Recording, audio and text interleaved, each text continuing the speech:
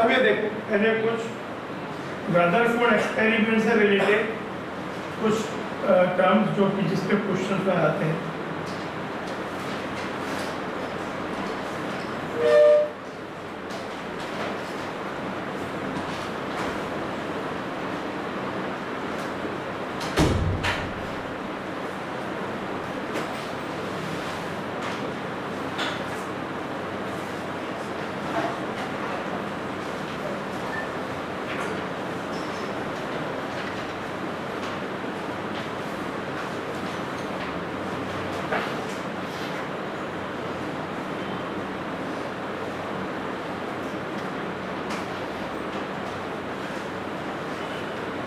एक तो यही था कि इसमें न्यूक्लियस की डिस्कवरी को हम एट्रीब्यूट करते हैं, तो जो रेडियस ऑफ न्यूक्लियस है, although this expression is not given by Rutherford, but फिर भी एक इम्पॉर्टेंट एक्सप्रेशन है जो कि केमिस्ट्री और फिजिक्स में क्वेश्चन आ जाते हैं। Radius of nucleus equal to R naught A 1/3। R naught is a constant जिसकी वैल्यू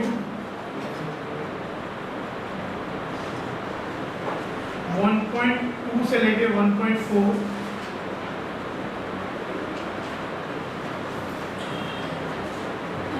ये होती है। इसे 1.2 फर्मी भी बोल सकते हैं। ए मास नंबर है,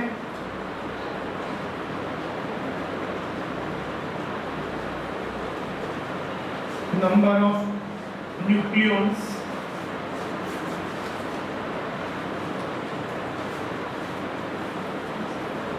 neutrons plus protons।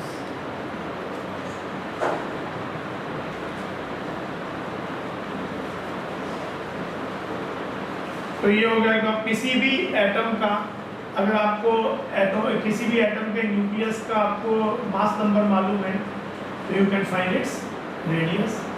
रेडियस देखा जाए तो मास नंबर के क्यूब रूट के प्रोपोर्शनल है, लेकिन हमने बात डिस्कस की थी कि जो डेंसिटी होती है न्यूक्लियस की, तो कोई भी एटम हो, डेंसिटी होता है मास बाई वॉल्यूम, और मास हो गया न्यूक्लियस का जेड प्रोटॉन्स का मास ए माइनस जेड न्यूट्रॉन्स का mass divided by 4/3 pi Rn cube. तो हम एक बात जानते हैं कि जो मास ऑफ प्रोटॉन होता है वो ऑलमोस्ट इक्विवेलेंट होता है मास ऑफ न्यूट्रॉन के। Slightly neutron is heavier, but for practical purpose जब तक हम इसी बात की मतलब इसी बात पे चीज़ें डिपेंडेंट ना हो, जब न्यूक्लियर फिजिक्स पढ़ेंगे तो ये भी इश्यू आएगा कुछ कि भाई मास ऑफ न्यूक्लियस हैवियर होने का कारण क्या है। लेकिन जब तक हम नॉर्मली उस जगह पे नहीं जा रहे हैं, for practical purpose we can consider mass of proton nearly same as mass of आपका न्यूट्रॉन। तो ये आपकी वैल्यू हो जाएगी।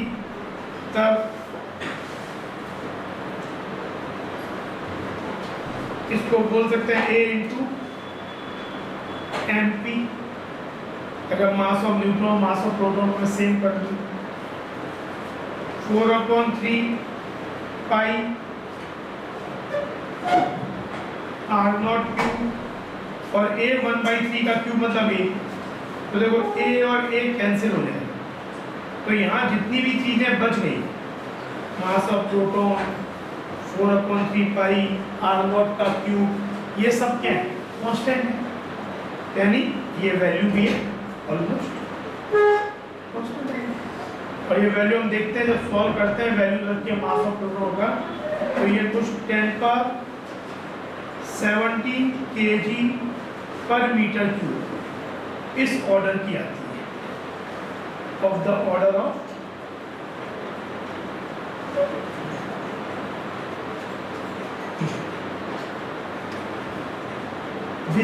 which tells that it is nucleus जो होता है एटम का वो बहुत छोटा रीजन जरूर है, लेकिन बहुत ही ज़्यादा डेंस है, उसमें मास डेंसिटी बहुत हाई है। इतना मास 1 मीटर क्यूब है, ये सोचो कि 1 मीटर क्यूब का वॉल्यूम है, जो कि बहुत बड़ा वॉल्यूम नहीं है। मतलब आप सोचो तो 1 मीटर इससे छोटा होता है, 1 मीटर ये गाड़ी के तरह। तो इतना सा आप एक छोटी सी डाइनिंग टेबल जो है वो जितना स्पेस ऑक्यूपाई करते हो 1 मीटर की, वो भी छोटी डाइनिंग टेबल, 4 लोग ऐसे बैठे हैं, तो उतने में इतना बड़ा मास, इतना ज़्यादा डेंसिटी, मास डेंसिटी। तो ये हो गया। तो ये क्वेश्चन बहुत बार स्पेशली फिजिक्स, न्यूक्लियर फिजिक्स आ जाता है कि डेंसिटी ऑफ न्यूक्लियस, या न्यूक्लियस की कौन सी चीज़ इनवेरिएबल रहती है। मास बदलता है, रेडियस बदलता है, लेकिन डेंसिटी ऑलमोस्ट हर एक न्यूक्लियस की कोई भी एलिमेंट हो ऑलमोस्ट। अच्छा, फिर एक चीज़ है कि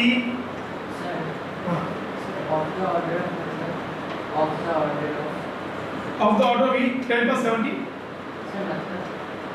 जैसे 10 पर जैसे हम 10 के ऑर्डर में चीज देते हैं ना, तो मतलब it is of the order of, ऐसे बोलो 10^17 kg पर मीटर।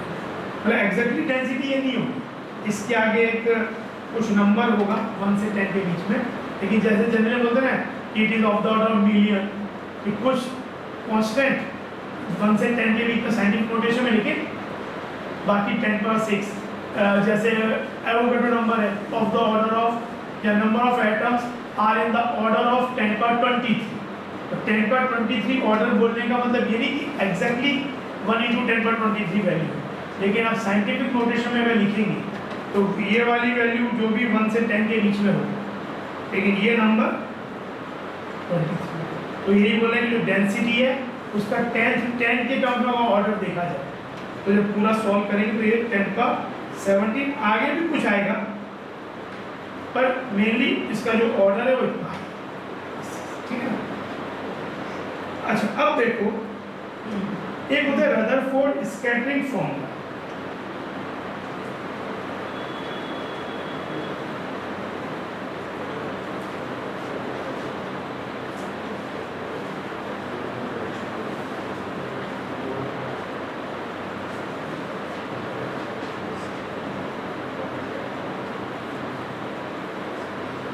जैसे अगर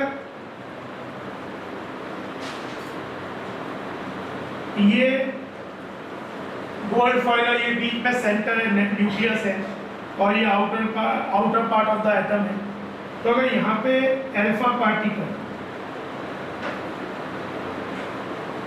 जैसे ये वाला जो डायरेक्टली इसको हिट कर रहा है, वो तो हम देखते हैं कि वो 180 डिग्री से वापस लौट जाता है, लेकिन जो इसके जस्ट मान लो यहाँ पे, तो ये मान लो इधर आके डेविएट ऐसे हो गया, इसको ये ओरिजिनल लाइन और डिविएट होने वाला जो लाइन है, इसके बीच में जो एंगल होता है, it is known as scattering angle. जैसे इस वाले के लिए स्कैटरिंग एंगल क्या हुआ, जहाँ ऐसे रहा था वापस ऐसे आया, स्कैटरिंग एंगल इज 180 डिग्री। इसका स्कैटरिंग एंगल ये हो गया। फिर आप जैसा दूर और गए तो स्कैटरिंग इस तरह से हुआ, यानी इतना हुआ, और फिर और ज़्यादा दूर जाने पे almost particle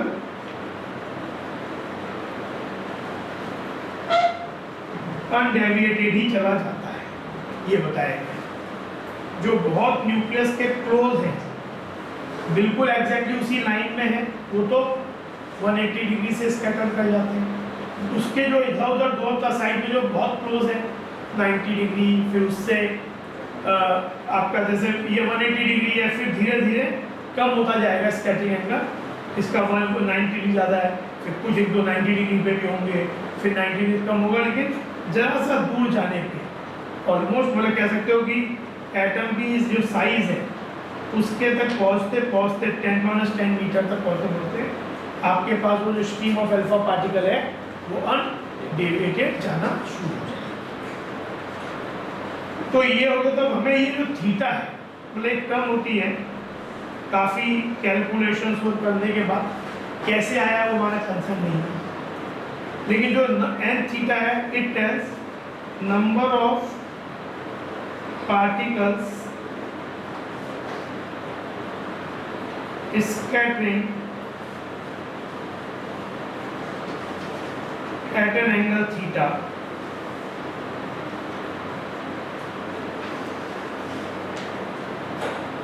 per unit time। मतलब बहुत से पार्टिकल्स इसको हिट कर रहे हैं, तो एक पर्टिकुलर थीटा पे एंगल पे उस पूरे पार्टिकल्स में कितने पार्टिकल्स स्कैटर्ड कर रहे हैं। मान लो हमने टोटल मिला के n not number of particles इस पे हिट कर रहे हैं, तो उस पूरे में कितने पार्टिकल्स 30 डिग्री पे स्कैटर कर रहे हैं, कितने पार्टिकल्स पर टाइम 45 डिग्री पे स्कैटर कर रहे हैं। तो ये चीज जो है it was found inversely proportional to square of kinetic energy of the striking particle, force power of sin theta by 2 का inversely proportional, and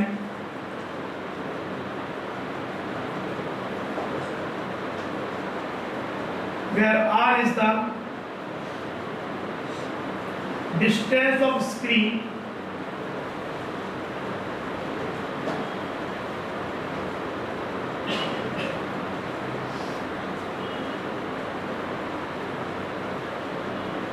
from the foil।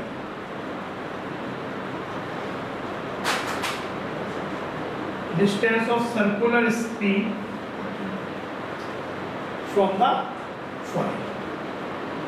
ये सर्कुलर स्क्रीन है जो जिंक सल्फाइड केमिकल से paint किया हुआ है, उससे इस फॉइल का जो डिस्टेंस है, ये डिस्टेंस ये एक ही बात है, सर्कुलर है तो इसलिए हर जगह से डिस्टेंस सेम ही होगा। तो ये number of particles scattering at an angle theta, जितने भी पार्टिकल्स इस पे स्ट्राइक कर रहे हैं उनमें से थीटा एंगल पे स्कैटर्ड होने वाले पार्टिकल्स का नंबर इन 3 पैरामीटर्स पे, क्योंकि इसमें क्वेश्चन में जनरली बाकी भी थिकनेस ऑफ द फॉइल इन सब पे डिपेंड करता है, लेकिन जनरली फिर तो एक पूरा फॉर्मूला ही होता है, बट दैट फॉर्मूला इज मतलब इवन ये भी देखा जाए तो केमिस्ट्री सिलेबस मॉडल से ये भी नीडेड नहीं है। एंड फिजिक्स की बुक में जरूर थोड़ा सा एक हल्का सा फॉर्मूला भी दिया है, लेकिन एक थीटा पे डिपेंडेंस दी है, लेकिन फिर भी आप जब क्वेश्चन सॉल्व करोगे तो बीच में कहीं कहीं हमको जो कम्पिटिटिव बुक्स में मिल जाता है, तो इसलिए मैं बता दे रहा हूँ कि जैसा आइडिया भी रहा प्लस फिजिक्स में हमें हेल्प करेगा। तो ये क्या बता रहा है, जैसे इस क्वेश्चन कैसे आ सकता है, kinetic energy can be half mv square, तो उसका स्क्वायर करना प्लस का स्क्वायर करना पड़ेगा। ये क्या मतलब, जैसे क्वेश्चन जाओ जैसे आपके पास अल्फा पार्टिकल्स जो आ रहे हैं वो अगर v स्पीड से आके इसको v स्पीड से आके हिट कर रहे हैं, तो कोई पूछे वह क्वेश्चन कैसा सकता है कि ये देखा गया कि θ1 एंगल पे स्कैटर होने वाले पार्टिकल का नंबर सपोज x था, तो बताओ उसी एक्सपेरिमेंट में जो θ2 एंगल पे स्कैटर होंगे पार्टिकल उनका नंबर क्या है। Suppose in an alpha particle scattering experiment of Rutherford it was found that number of particles scattering at an angle θ1 is x। तो बताओ कि θ2 एंगल पे स्कैटर्ड होने वाले पार्टिकल्स का नंबर पर सेकेंड क्या है। पर सेकेंड x दिया हुआ है, θ1 वाला, θ2 बता। तो अगर बाकी सब कोई वेरिएशंस नहीं की है, यानी ये बाकी सब फैक्टर सेम है, ओनली वेरिएशंस किसके बीच में, दो एंगल के बीच में, तो आप बोलोगे भाई n θ2 by n θ1 equal to, हमें ये निकालना है, ये दिया हुआ है, और ये रेशो क्या हो जाएगा, बाकी सब पैरामीटर सेम है, तो वेरिएशन क्या है, ओनली ये एक वेरिंग चीज है। तो ये हो गया sin 4 θ2/2 और ऊपर sin 4। हमको एंगल दोनों दिए हुए हैं, ये वाली वैल्यू क्या दी हुई है x, तो ये क्या होगा x इंटू। जैसे कोई बोले भाई कि आपके पास एक रदरफोर्ड एक्सपेरिमेंट में 90 डिग्री पे स्कैटर्ड होने वाले पार्टिकल्स का नंबर लेट से 10 पर या कह सकते 1000 पार्टिकल्स पर सेकेंड स्कैटर्ड हो गए। तो पूछा जाए कि 60 डिग्री पे उसी एक्सपेरिमेंट में कितने पार्टिकल्स स्कैटर्ड हुए होंगे। आप क्या करोगे, 60 वाला आपको निकालना है, 90 वाला आपको गिवन है, तो ये क्या हो जाएगा sin 4 60/2 मतलब 30, और ये sin 4 90 मतलब 45 degree.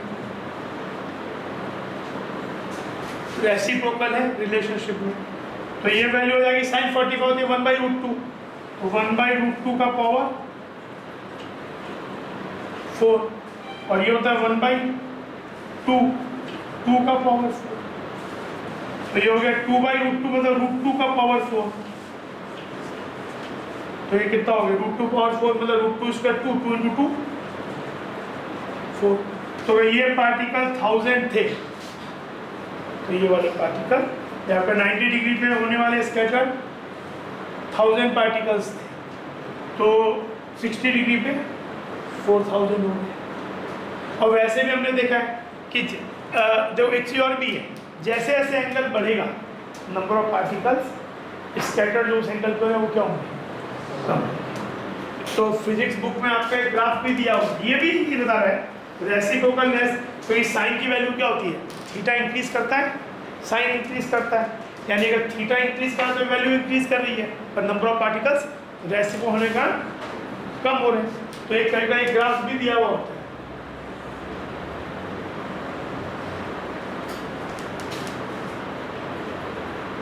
Number of particles scattering at angle theta versus theta is this kind of graph. जैसे जैसे थीटा बढ़ रहा है नंबर ऑफ पार्टिकल्स स्कैटरिंग उस एंगल पे होने वाले कम। ठीक है, तो ये ग्राफ दिया हुआ होता है। इस टाइप क्वेश्चन फिर कभी ऐसा हो सकता है कि आपने सब कुछ सेम रखा, ये पूछ सकते हैं कि एक एक्सपेरिमेंट में रदरफोर्ड एक्सपेरिमेंट में जब distance of the screen from the foil r था सर्कुलर स्क्रीन, तो number of particles scattering at an angle theta were found let say x। अब मान लो स्क्रीन की डिस्टेंस डबल कर दी, तब उसी एंगल पे स्कैटर्ड होने वाले पार्टिकल्स कितने हिट कर रहे हैं। तो अब यहाँ पे क्या हुआ, यहाँ सब कुछ सेम है, यहाँ पे r बदला, तो देखो अगर r की वैल्यू डबल कर दी तो नंबर ऑफ पार्टिकल 1/4 हो जाएंगे। स्पीड पे डिपेंडेंस पूछ सकते हैं, स्पीड पे कैसे डिपेंडेंस है 1/2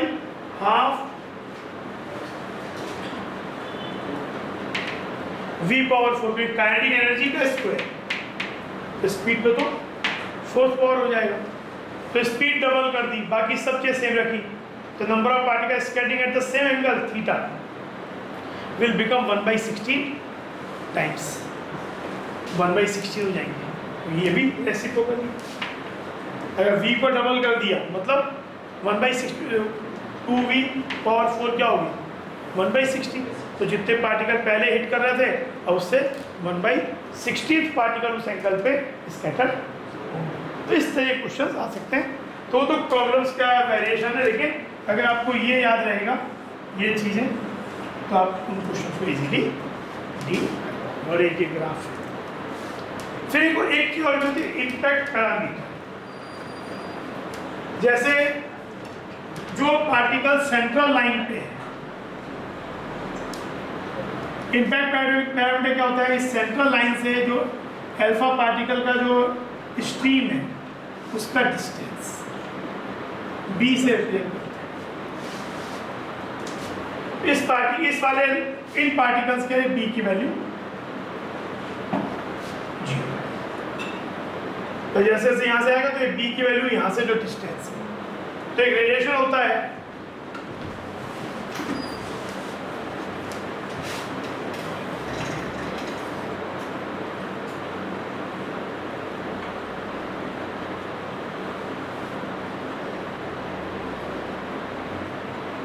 tan थीटा बाई 2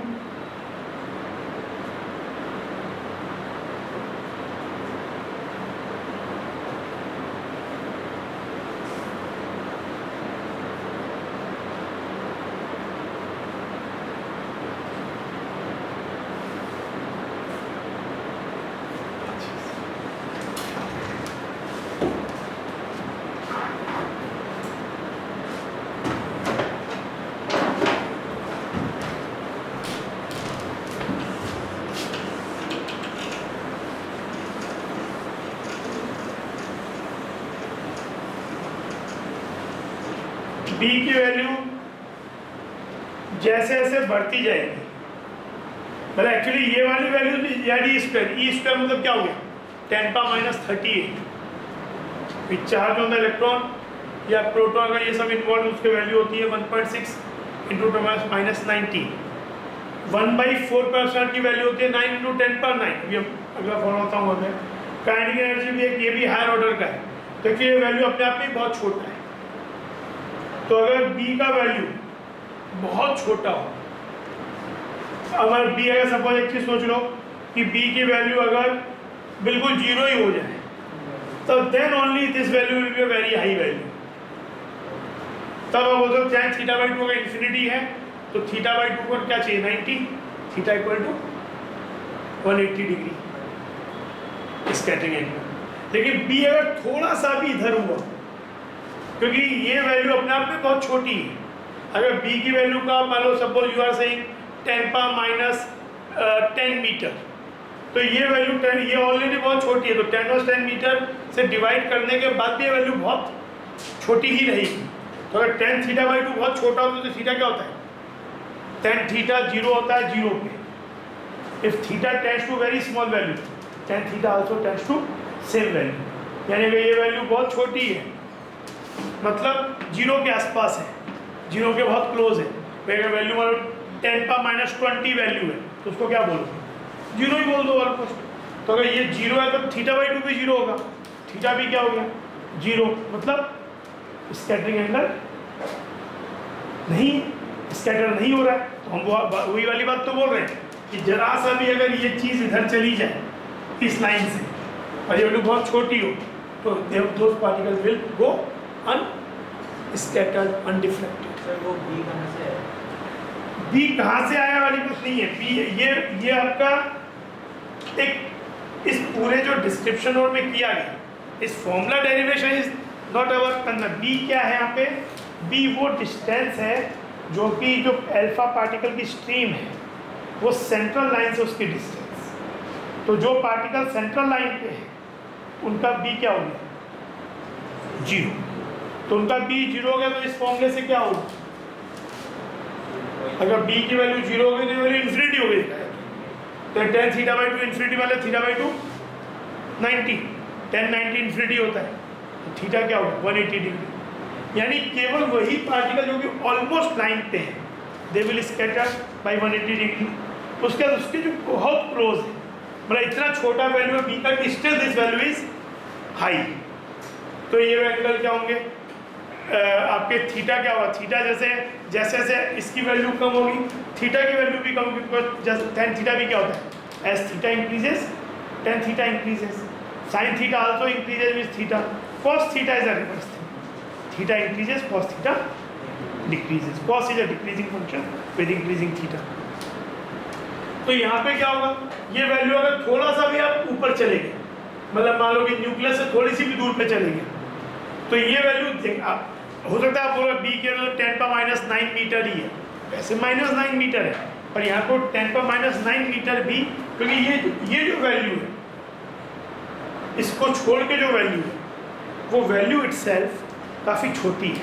ऑल्दो यहाँ पे मास ऑफ जहाँ से ये वाला जो काइनेटिक एनर्जी है इसमें मास ऑफ अल्फा पार्टिकल आ जाएगा जो कि 10⁻24 kg इस ऑर्डर का आ जाएगा, तो उस कारण से वैल्यू ही अल्टीमेटली 10⁻³ -4 ऑर्डर की हो जाएगी। अब ये डिपेंडेंस बी पे करता है कि बी आप कैसी लेते हो। तो अगर ये वैल्यू बहुत बड़ी है तब तो स्कैटरिंग एंगल भी बड़े होंगे, पर थोड़ा सा जाते ही ये वैल्यू, क्योंकि आप इसको छोड़ के अगर ये वैल्यू लोगे तो देखो आप सोचो इसकी वैल्यू किस ऑर्डर की है। मान लेते हैं हम ये गोल्ड अल्फा, ये सेम एक्सपेरिमेंट की बात करें तो जेड की जो गोल्ड एटम होता है उसका जेड होता है 79, ई स्क्वायर हो गया 1.6 स्क्वायर इंटू 38, ये हो गया 9 इंटू, ये वैल्यू जो होती है 1/4πε0, ये होती है 9 इंटू 10⁻9 इसकी वैल्यू होती है। और kinetic energy half mass of alpha particle क्या हो जाएगा, 4 प्रोटॉन के बराबर ऑलमोस्ट। एक अल्फा पार्टिकल में क्या होता है 2 प्रोटॉन 2 न्यूट्रॉन, तो 4 इंटू 1.67 इंटू 10⁻20, ये हो जाएगा कितना 27 kg। और v इसका जो होगा, हम जो इसे एक्सेलरेट करेंगे तो v नियरली अराउंड 10⁻5 10⁻6 ऑर्डर का हो जाता है। तो आप ये देखो ये वाली वैल्यू है, तो ये वाली वैल्यू किस ऑर्डर की हुई, ये हो गया 10⁻11, ये वाली वैल्यू हो गई 10⁻9 10⁻12 10⁻3, तो ऊपर जाके 10⁻14, और यहाँ पे जब ये पूरा सॉल्व करो तो ये 10 तो ये 9 इंटू 79 है, 1.6 स्क्वायर है, ये 2 इंटू है, तो आपका फिर भी ऑर्डर कुछ 10⁻12 और करके कुछ ऐसा आ जाएगा, छोटा वैल्यू है। अब अगर आप ये भी अगर बहुत छोटा लेते हो, मान लो आपने ले लिया 0 ही ले लिया, तो ये वैल्यू इन्फिनिटी हो जाएगी, तब तो θ/2 90 मतलब थीटा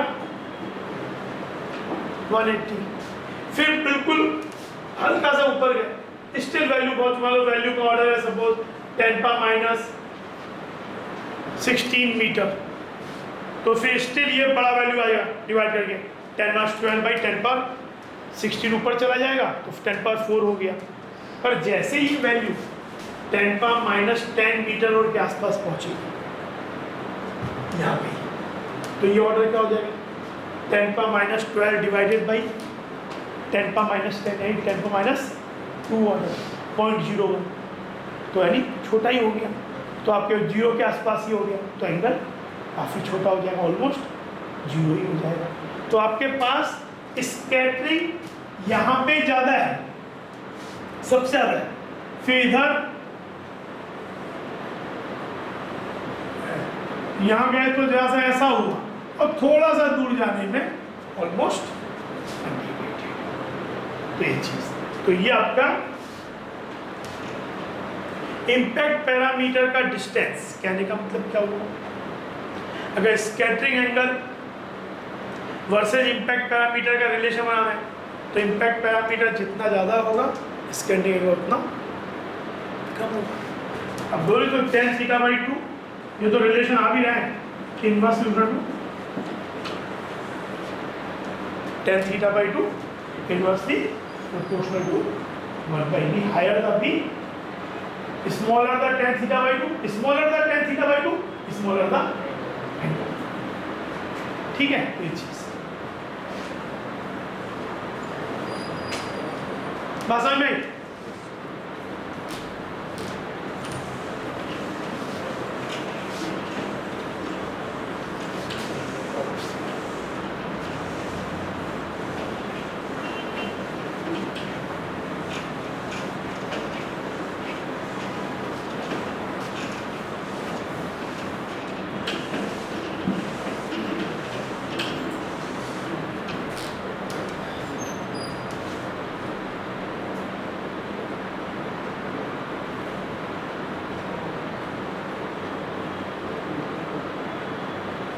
अच्छा, अब एक चीज देखो, अगर जैसे हमारे पास मे भी आपने कुछ लोगों ने पढ़ा भी हो, कुछ ने नहीं पढ़ा हो, अब ये कुछ रिजल्ट्स देखो, बाकी तो जब फिजिक्स कोर्स पढ़ोगे वो भी क्लास 12 में, तब ये डिटेल में आएंगी चीज़ें। पर अगर दो चार्ज पार्टिकल है Q1 और Q2,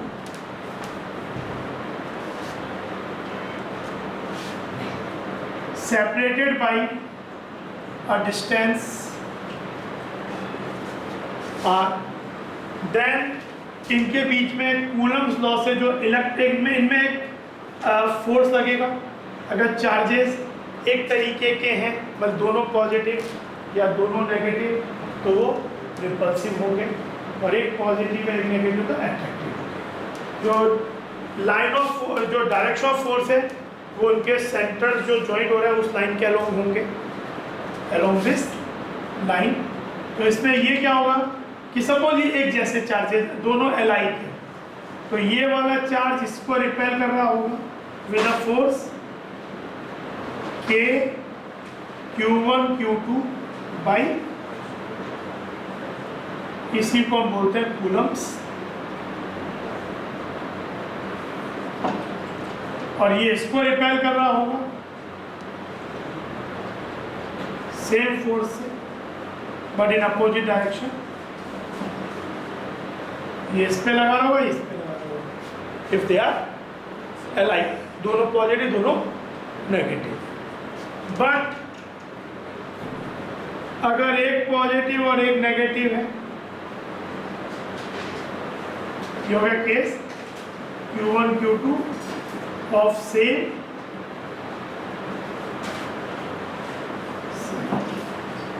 तब इसमें अट्रैक्टिव फोर्स होगा, ये इसको अट्रैक्ट करेगा, ये इसको अट्रैक्ट करेगा, and that is given by K Q1 Q2 by R square.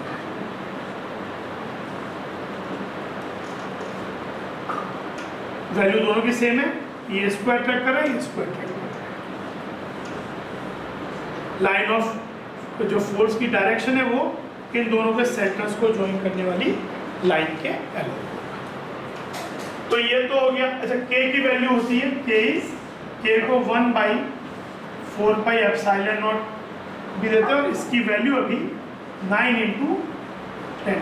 ये इन वैक्यूम है या एयर भी कह सकते हो। अगर आप मीडियम बदल दोगे तो फोर्स बदल जाएगा। मीडियम जैसे अगर इसी चार्ज को पानी में रख दोगे सेम डिस्टेंस पे, एक्चुअली फॉर्मूला होता है, ये फॉर्मूला होता है 1/4, ये K का वैल्यू होता है 1/4 pi epsilon n। It is known as permittivity of the medium, जिसकी वैल्यू होती है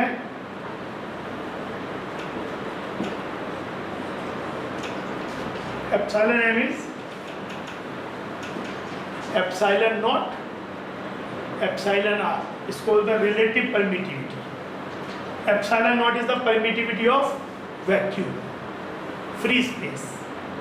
तो जब हम फ्री स्पेस में, और ये रिलेटिव परमिटिविटी, तो इसकी वैल्यू, इसी को डाइलेक्ट्रिक कांस्टेंट भी बोलते हैं। The same thing is known as K से बिकॉज़ द डाइलेक्ट्रिक कांस्टेंट। तो इसकी वैल्यू एयर के लिए 1 होती है। मतलब इन केस ऑफ, ये नोटेशन जनरली जब फ्री स्पेस में चीजें होती हैं तो उसके लिए हम, मतलब इसका कोई वो नहीं है, देयर इज नो, मतलब कल मन करे तो दूसरा नोटेशन भी बदल सकते हैं, पर एक स्टैंडर्ड नोटेशन चल रहा है। और इसका कोई, ये m मीडियम के लिए है, कोई भी मीडियम, तो ये हो गया वैक्यूम में। फ्री स्पेस मतलब कोई मीडियम ही नहीं, वैक्यूम है। एयर को भी ऑलमोस्ट, मतलब एयर का होता है थोड़ा सा, लेकिन एयर का बहुत क्लोज टू वैक्यूम ही होता है। तो एयर और वैक्यूम ऑलमोस्ट सेम ही माने जाते फॉर प्रैक्टिकल पर्पस। तो ये हो गया। लेकिन अब जैसे वाटर है, वाटर का डाइलेक्ट्रिक कांस्टेंट होता है 81, या रिलेटिव परमिटिविटी है 81, मतलब वाटर डिवाइडेड बाई रिलेटिव का मतलब क्या, रेशियो होता है ना। तो जैसे एप्सिलॉन नॉट वाटर इज, तो ये क्वांटिटी नीचे आती है K 1/4 के की वैल्यू क्या 1/4πε मीडियम। तो अगर जैसे अगर एयर में या वैक्यूम में फोर्स होगा 1/4πε0, मीडियम मतलब क्या हो गया एयर तो ε0, और वाटर में वही हो जाएगा 1/81 times. Same charges same distance will experience 1/81 times या 81 times lower force than in air. तो वो चीज पर अभी हमारा इतना कंसर्न पड़े वो तो जब आप इलेक्ट्रोस्टैटिक्स पढ़ोगे तभी जो पड़ेगा, अदरवाइज तो अभी हमारा जो 2-4 जगह काम पड़ेगा वो वैक्यूम से ही काम करेगा। ठीक है, तो ये हो गया। तो जो ये वाली वैल्यू होती है 9 × 10⁻⁹, ये होती है इसकी इन एयर इन वैक्यूम। ठीक है, तो ये हो गया। तो ये आपका फोर्स का एक्सप्रेशन हो गया दो चार्जेस के बीच में। इन पर अगर 3 चार्जेस हो तो इस पे कैसे फोर्सेस लग रहा होगा? जैसे इस पर ये 3 पार्टिकल है ए बी और सी। तो अगर कोई मुझे बी या डिस्टेंस भी दिए हुए अलग अलग, कोई मुझे बी पे क्या फोर्स, इस वाले पे क्या फोर्स लग रहा होगा, तो इस वाले इस पेयर में क्या फोर्स होगा? मान लो एक जैसे चार्जेस है तो ये इसको रिपेल कर रहा होगा, ये आपस में रिपेल, ये इसको रिपेल कर रहा होगा।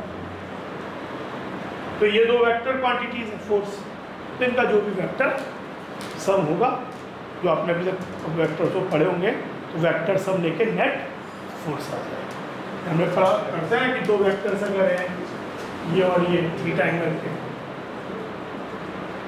क्या होगा a² + b² + yc cos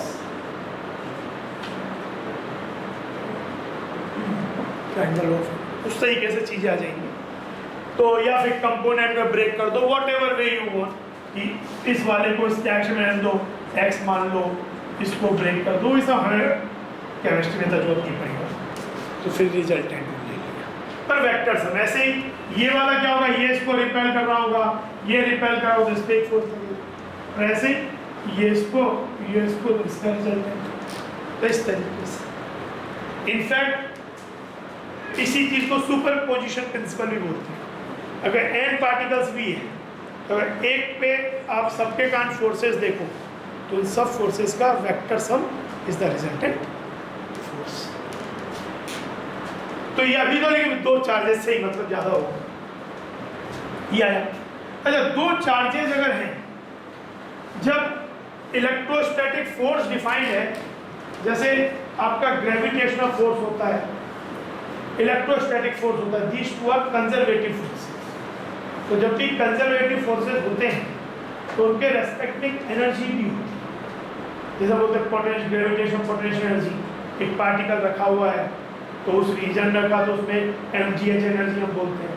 तो जब भी जो कंजर्वेटिव फोर्सेस होते हैं they also associate of energy भी, मतलब उनके अरेंजमेंट से एक मतलब एनर्जी कह सकते हो उसका स्केलर टर्म, मतलब जो एनर्जी और फोर्स जो है ये एक ही चीज़ के दो पहलू हैं, एक स्केलर पहलू और एक वेक्टर चीज़, इसलिए में आपस में रिलेशनशिप भी होता है।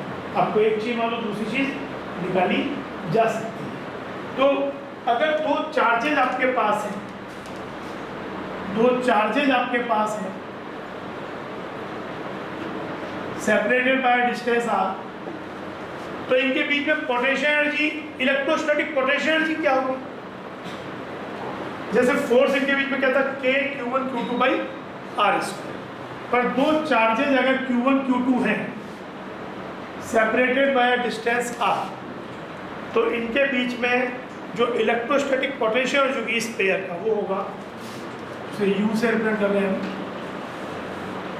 K(Q1 Q2/r). K फोर्स था क्या, K(Q1 Q2/r², पोटेंशियल एनर्जी है K(Q1 Q2/r). जैसे दो मासेस के बीच में फोर्स होता है G, capital G, m1 m2/r², और पोटेंशियल एनर्जी होती है -G m1 m2/r। Potential energy between two masses always negative होगी, बिकॉज फोर्स ऑलवेज अट्रैक्टिव है। यहाँ पे चार्जेस में पोटेंशियल एनर्जी पॉजिटिव भी हो सकती है, नेगेटिव भी हो सकती है। अगर दोनों चार्जेस पॉजिटिव हैं या दोनों चार्जेस नेगेटिव हैं, इसीलिए इस वाले एक्सप्रेशन में चार्जेस को उनके साइन के संग दोनों पॉजिटिव है या दोनों नेगेटिव है तो क्या होगा, U पॉजिटिव होगा, यानी पॉजिटिव एनर्जी इज ये शो कर रहा है कि रिपल्सिव है। और अगर एक प्लस और एक माइनस है, नेगेटिव आएगा, तो negative is the indication of this system attraction, negative potential energy. तो ये potential electrostatic potential energy between two charges. अगर तीन चार्जेस हैं तो उस सिस्टम की इलेक्ट्रोस्टैटिक पोटेंशियल एनर्जी क्या होगी, तीन पेयर बनेंगे, 1 2 के बीच में, 1 3 के बीच में और 2 3 के बीच में, तो तीनों का k q1 q2 by r r1 2 उनके बीच का distance plus k q1 q3 by उनके बीच का distance k q2 q3 by उनके बीच का डिस्टेंस। तो that is total electrostatic potential energy of a 3 charge configuration. तो इस तरीके से तो चार्जेस के बीच में जो इलेक्ट्रोस्टैटिक पोटेंशियल एनर्जी है that is k, 2 point charges हैं। अगर कोई चार्ज स्फेरिकल है और कोई शेप का है, तब आपको you have to take the help of calculus. देखिए अगर या तो पॉइंट चार्ज है या चार्ज स्फेरिकल है, स्फेरिकली डिस्ट्रीब्यूटेड है, पूरा एक कह सकते हैं कि स्फीयर पे है, शेल है, तो अगर स्फेरिकल डिस्ट्रीब्यूशन है तो एक थ्योरम होती है, वो ये कहती है कि तब उस चार्ज को आप सेंटर पे लोकेट कर सकते हो और चीज़ें इक्विवेलेंट मान सकते हो। जैसे आपके पास दो स्फीयर है, मान लो ऐसा दिया हुआ है, r रेडियस का स्फीयर, 2r रेडियस का स्फीयर, इनके बीच का डिस्टेंस लेट्स से d है, इस पे चार्ज q1 है, इस पे चार्ज q2 है। तो दिस सिस्टम स्फेरिकल होने के कारण, कोई और शेप होगा तब नहीं, तब आपको छोटे छोटे पार्टिकल लेके कैलकुलस और का हेल्प लेना पड़ेगा। लेकिन अगर स्फेरिकल डिस्ट्रीब्यूशन है तो this can be equivalently said as इस पूरे चार्ज को उसके सेंटर पे पॉइंट चार्ज की तरह लोकेट कर दो q1 और उसको q2 और डिस्टेंस जो भी उनके बीच का है d, क्या हो जाएगा, फोर्स हो जाएगा q1 k q1 q2 by D square और पोटेंशियल एनर्जी आएगी k q1 q2 by D, k q1 q2 by D. ठीक है ना, तो ये चीज़, तो ये पोटेंशियल एनर्जी है।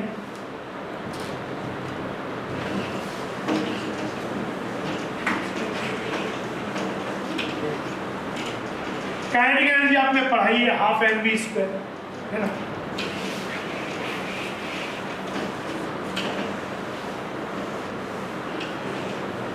अब एक चीज देखो, इस पे क्वेश्चन आ भी जाता है कभी बार,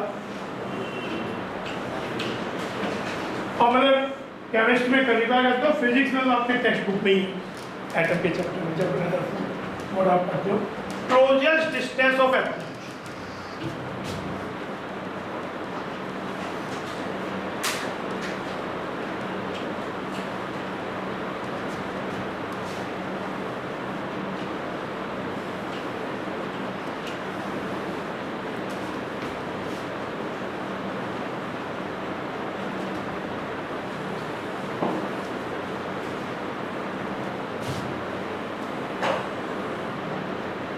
मान लो ये आपका वो गोल्ड फॉइल है, गोल्ड एटम है, ये न्यूक्लियस है,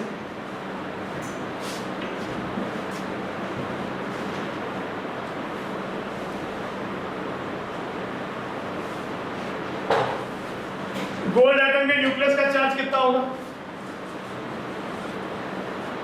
न्यूट्रॉन तो न्यूट्रल है, जो भी न्यूक्लियस पे चार्ज होगा किसका होगा, प्रोटॉन्स का। गोल्ड एटम में प्रोटॉन कितने, Z = 79, देखो प्लस जेडी लिख लेते, एक प्रोटॉन पे चार्ज प्लस ई, है ना, इलेक्ट्रॉन पे माइनस ई, प्रोटॉन पे प्लस ई, तो जेड प्रोटॉन्स पे चार्ज प्लस जेड। किसी भी न्यूक्लियस का चार्ज क्या होता है?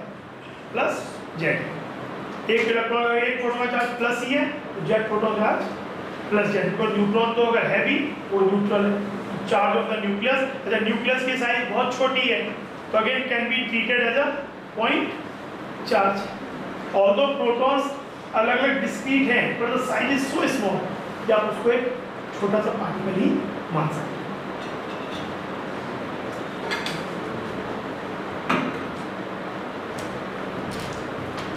यहाँ पे अल्फा पार्टिकल है।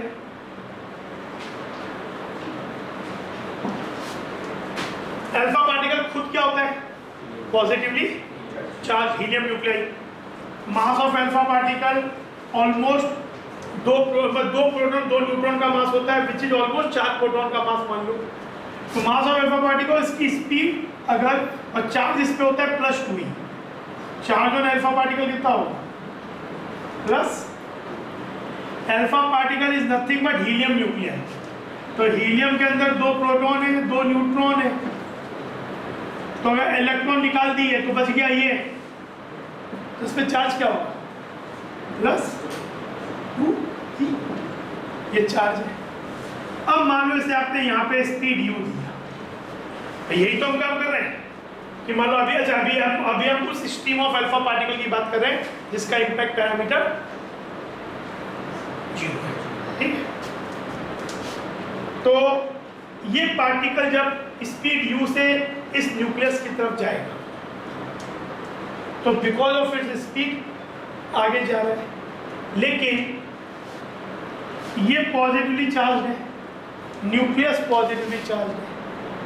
अच्छा इलेक्ट्रॉन का चार्ज एक बड़े वॉल्यूम में डिस्ट्रीब्यूट होने के कारण मेन फर्क अभी हम इन दोनों के उसके कारण देखते हैं। तो ये क्या होगा, मतलब अभी ये क्योंकि स्फेरिकल डिस्ट्रीब्यूशन है तो आगे आप पढ़ोगे कि स्फेरिकल डिस्ट्रीब्यूशन है तो उसके कारण यहाँ पे इलेक्ट्रिक फील्ड मतलब कुछ चीज़ आगे पढ़ोगे कि इसका अफेक्ट इस पर नहीं पड़ रहा होगा जो ये सराउंडिंग में जो स्फेरिकल चीज़ है, क्योंकि इसका जो सब मिला जुला के जो यहाँ तो एक पॉइंट चार्ज दिए ना, कोई चीज़ ना यहाँ पे इलेक्ट्रिक फील्ड बनाई तो फिर इसने भी बनाई तो एक दूसरे को कैंसिल आउट कर देंगे। ये जो चार्ज है आप बोलते हो ना यहाँ पे इलेक्ट्रॉन है जो रोटेट कर रहे हैं तो वो भी तो इस चार्ज को अट्रैक्ट कर सकते हैं, लेकिन क्योंकि वो स्फेरिकली यहाँ डिस्ट्रीब्यूटेड है और ये चार्ज उनके बाहर है तो उसका अफेक्ट इस पूरे चार्ज का अफेक्ट इस पे नेट 0 पहुँचेगा मिला जुला के। तो अफेक्ट केवल पहुँचेगा इस वाले का सेंटर का जो पॉइंट चार्ज है। तो ये पॉइंट चार्ज क्या करेगा, इसको रिपेल कर रहा होगा, लेकिन क्योंकि इनिशियल इसमें स्पीड है तो ये आगे जा रहा होगा, पर जैसे जैसे ये इधर पहुंचेगा आगे जाता जाएगा। अगर से काइनेमेटिक्स पॉइंट ऑफ व्यू से देखो तो इनके बीच में कौन सा फोर्स लग रहा है, K(Q1Q2)/r²। r की वैल्यू कम होती जा रही है यानी फोर्स बढ़ता जा रहा है। तो फोर्स बढ़ता है तो वेरिएबल रिटार्डेशन है, एक्सेलरेशन वेरिएबल है। तो इसकी मतलब ये हर मूवमेंट में इसमें अपोजिट डायरेक्शन में स्पीड के अपोजिट एक्सेलरेशन लग रहा है, जिसकी स्पीड कम होती जाएगी। कम होते होते एक पॉइंट ऐसा आएगा जब ये स्टॉप हो जाएगा, क्योंकि जब ये काफ़ी क्लोज पहुंचेगा तो इस पर फोर्स ऑफ रिपल्शन बहुत हाई लग रहा होगा। तो एक समय ऐसा आएगा जब कि एक्चुअली ये इसको हिट ही नहीं करेगा। जब बोलते इसको कोलाइड किया, बहुत बार ये जैसे इन फिजिक्स कॉलिजन का एक तो फिजिकल कॉलिजन होता है कि सही में कोलाइड करेगा, एक कॉलिजन का मतलब कॉलिजन ये भी है, लेकिन ये कैसा कॉलिजन है कि एक दूसरे की फील्ड से अफेक्ट हो रहे हैं लेकिन अल्टीमेटली फिजिकली इसको टच ही नहीं किया। उससे पहले क्या होगा, यहाँ पे ये मोमेंटली रेस्ट पे आएगा, ठीक है। तो उसके बाद फोर्स अभी भी लग रहा है जैसे वही प्रोजेक्टाइल में होता है, पार्टिकल ऊपर फेंके तो करते करते रिटार्ड होता गया, एक समय क्या हुआ रेस्ट में आया और उस समय एक्सेलरेशन 0 नहीं है, एक्सेलरेशन अभी भी है, फिर नीचे आया। तो ऐसे ही क्या होगा, फोर्स अभी भी है फिर वापस लौटेगा फिर इधर चला जाएगा। तो ये जो डिस्टेंस ये पहुँचेगा, जितना पास पहुँच सकता है that distance is known as closest distance of approach. अब ये कैलकुलेट कैसे कीजिए। एक तो तरीका इसका जैसा मोर कॉम्प्लिकेटेड तरीका है काइनेमेटिक्स इक्वेशन लगाना, कि जिसमें आप एफ इक्वल वही एक्सेलरेशन इक्वल टू जो dv/dt होता है, और एक्सेलरेशन वेरिएबल है। यहाँ पे हम वो equation v equal to u plus at और अप्लाई नहीं कर पाएंगे, क्योंकि this acceleration is not a constant acceleration. पर हम यहाँ पे दूसरे टेक्निक से करेंगे। ये जो फोर्सेज इन्वॉल्व है ये कंजर्वेटिव फोर्सेज है। कंजर्वेटिव फोर्सेज में क्या होता है कि एनर्जी अपना फॉर्म बदलती है पर एनर्जी डिसिपेट नहीं होती, तो हम एनर्जी कंजर्वेशन प्रिंसिपल से इसको करते हैं। जब पार्टिकल यहाँ पे है, तो इसकी काइनेटिक एनर्जी कितनी होगा, इसकी स्पीड u है, तो यहाँ इसकी काइनेटिक एनर्जी क्या होगी, ki कह लें, हाफ m u स्क्वायर। इसकी पोटेंशियल एनर्जी क्या होगी, स्मॉल के, और mgh अलग हो गया, mgh हो गया ग्रेविटेशनल। अभी हम ग्रेविटेशनल की बात नहीं कर रहे, अभी हम इलेक्ट्रोस्टैटिक की बात, ठीक है। बात सही है। आगे कभी ऐसा सिनेरियो भी आएगा कि वो जब फिजिक्स में पढ़ोगे कि आपको ग्रेविटेशन भी कंसीडर करना है दो मासेस के बीच में, तो लेकिन वो रिलेटिवली काफ़ी कम होती है, क्योंकि तो यहाँ k का वैल्यू 9 × 10⁻9 है, और कैपिटल G का वैल्यू क्या होता है 10⁻−11 ऑर्डर का होता है, तो बहुत कम होता है। तो जब तक मासेस बहुत हैवी ना हो और सन सिस्टम बहुत हैवी मासेस ना हो, तब तक उन एनर्जीज को हम मतलब दो पेयर के बीच, यहाँ तो मासेस बहुत छोटे, एक गोल्ड एटम है, गोल्ड न्यूक्लियस है, अल्फा पार्टिकल है, तो यहाँ पे हम इग्नोर कर रहे हैं ग्रेविटेशनल पोटेंशियल एनर्जी। इलेक्ट्रोस्टैटिक क्या हो जाएगी यहाँ पे, कि Q1 Q2 एक लिख लेते हो, Q1 वैल्यू बाद रखेंगे बाई R0 करो इनिशियल।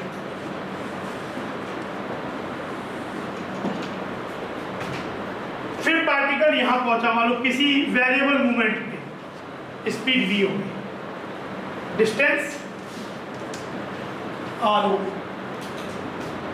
तो इसकी टोटल एनर्जी क्या होगी, दिस प्लस दिस। इस जगह पे u मान लो पॉइंट A बोल देते हैं इसे, k क्या हो गया half mv square. Potential energy क्या हो गई स्मॉल के बाई आर, ये डिस्टेंस।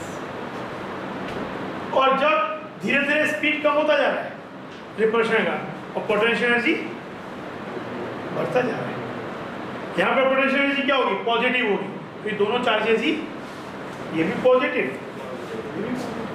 और इस पॉइंट पे क्या होगा, जब ये क्लोजेस्ट पहुंच गया, क्लोजेस्ट पहुंचने का मतलब ये वाली v क्या, अगर इसमें अभी भी v है तो और आगे जाता, तो क्लोजेस्ट पहुंचने का मतलब वो मूवमेंट जब इसकी स्पीड मोमेंटली 0 हो गई, तो यहाँ ये 0 हो गया, ये मतलब क्लोजेस्ट डिस्टेंस पे जो, और ये डिस्टेंस rc मान लो, तो यहाँ क्या हो जाएगा k, मान लो इस पॉइंट को C पॉइंट ही बोलो, KC इक्वल टू 0 और UC स्मॉल के Q1 Q2 by RC। RC is the closest distance of approach, closest distance of approach, कि कितना क्लोजेस्ट वो इस न्यूक्लियस को अप्रोच कर सकता है, कितना क्लोज मैक्सिमम पहुंच सकता है, उसके बाद तो वापिस ही लौटना है। तो देखो हम यहाँ पे अगर मुझे ये वाला डिस्टेंस मालूम हो, इनिशियल स्पीड मालूम हो, स्पीड तो आपको मालूम होगी ही, ये वाला डिस्टेंस बहुत बार नहीं भी दिया हुआ उसने, तब हम ये मान लेते हैं कि it is coming from very far, not necessary हमारे नॉर्मल सेंस में वेरी फार, क्योंकि यहाँ पे ये जो वैल्यू है Q1 Q2 ये अगेन क्या है बहुत छोटे चार्जेस है, तो डिस्टेंस अगर 1 मीटर भी दूर है वो भी इसके लिए काफ़ी बड़ा डिस्टेंस हो गया, and this energy will be very very small. तो अगर आपको डिस्टेंस इनिशियल नहीं दिया हुआ है तो you can ignore the initial potential energy. तब आपके पास मेनली क्या हो गया, दिस एनर्जी, ये तो जीरो ही मान लिया ऑलमोस्ट, एंड यहाँ पे क्या हो गया kinetic zero, this energy.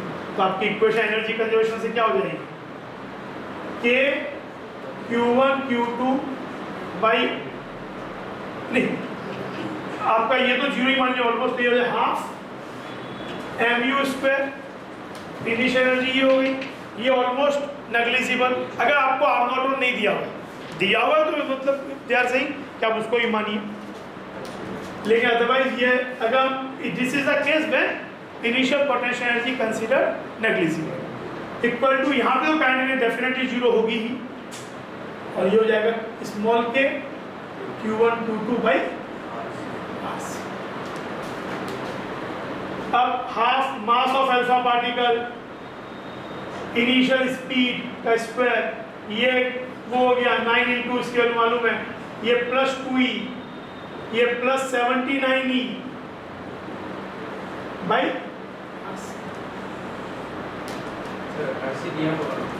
RC में निकालना है, मास दिया होगा अल्फा पार्टिकल का, अल्फा पार्टिकल मास क्या ले लेंगे 4 times of mass of proton ले लेंगे, तो प्रोटॉन का मास 1.67 इंटू 10⁻27 kg होता है।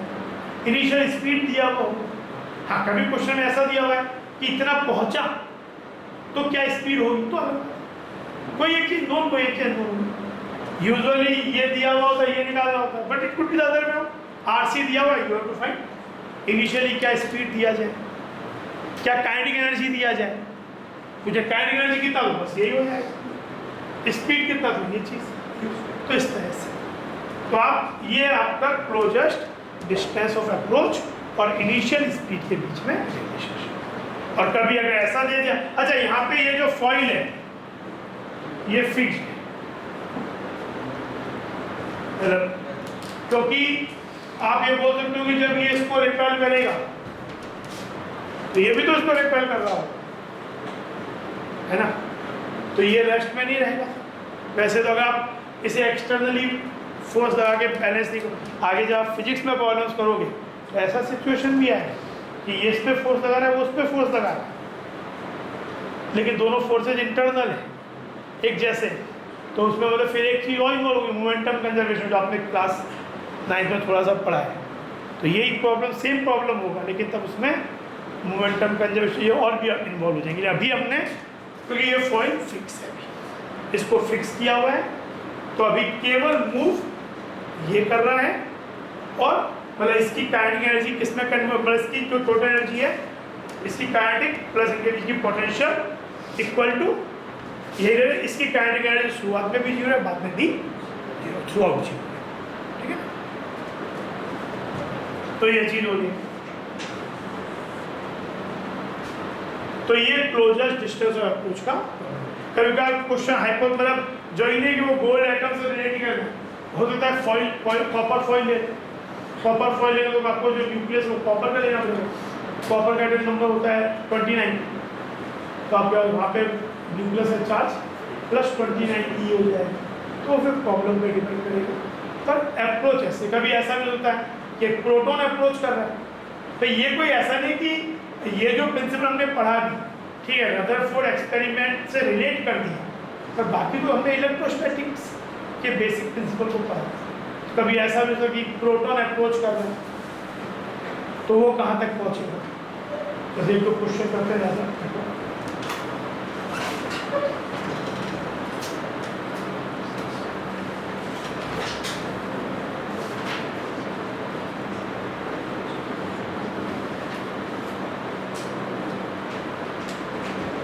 एक क्वेश्चन लिखो, with what velocity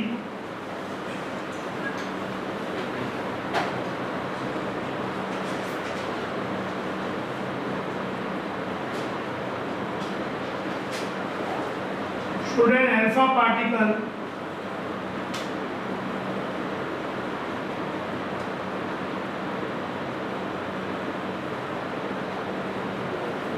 travels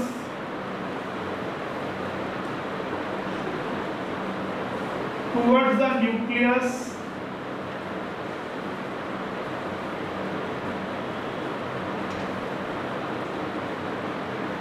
a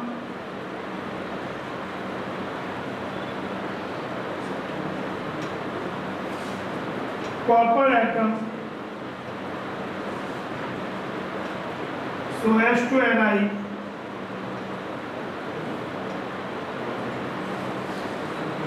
at a distance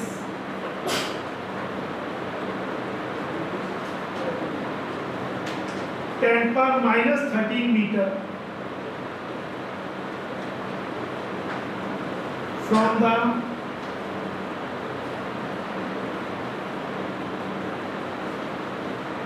nucleus of copper atom.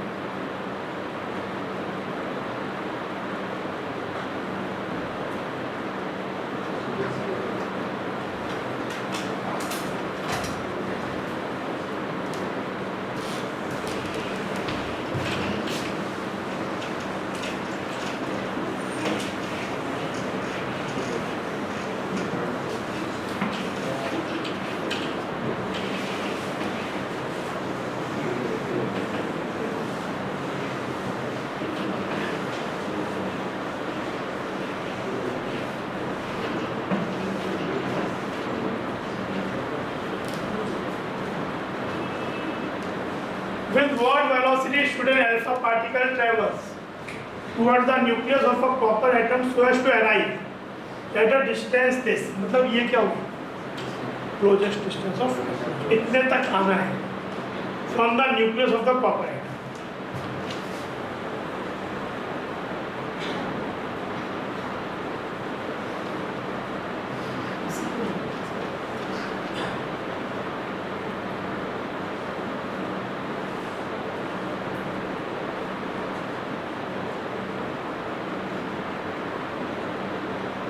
Charge plus 29, ये अल्फा पार्टिकल है, चार्ज प्लस 2e,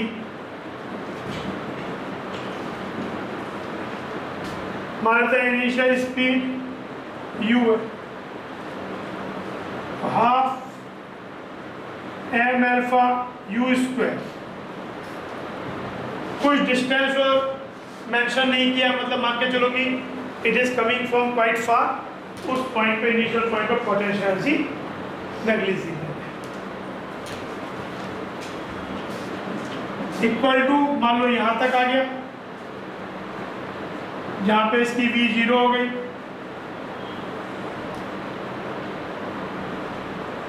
और ये डिस्टेंस 10⁻13 मीटर दिया हुआ RC। तो यहाँ क्या हो जाएगा, K plus 2e 29e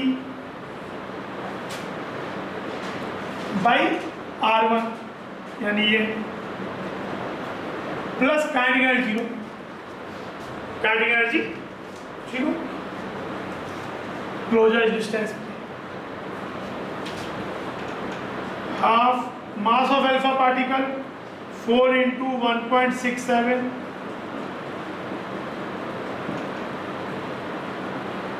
U निकालना है आपको, 9 into 10⁻9 58 E स्क्वायर,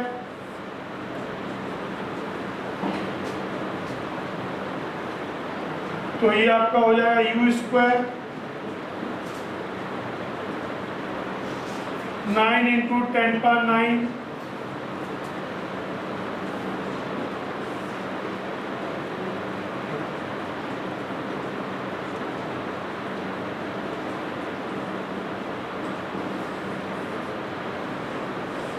रूट, इसका e की वैल्यू हुई 1.6 into 10⁻90।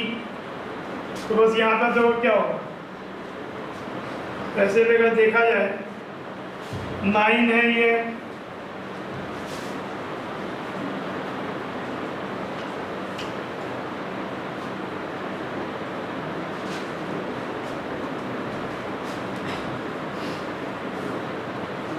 (10⁻36)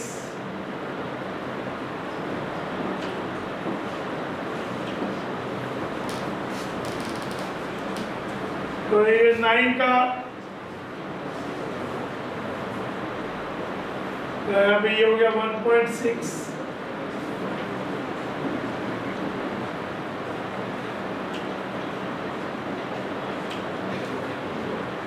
तो 10^30 से 10^18 बाहर आ जाएगा,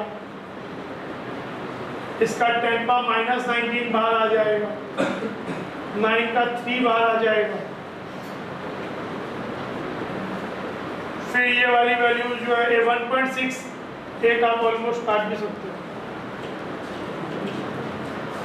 इससे, तो 29 इंटू 1.6 तो ये 2.9 इंटू 16 हो गया, देखा है, 16 का 4 बाहर आ गया, और 2.9 का रूट क्या कह सकते हो, 2.89 क्या होता है, इसका स्क्वायर है 1.7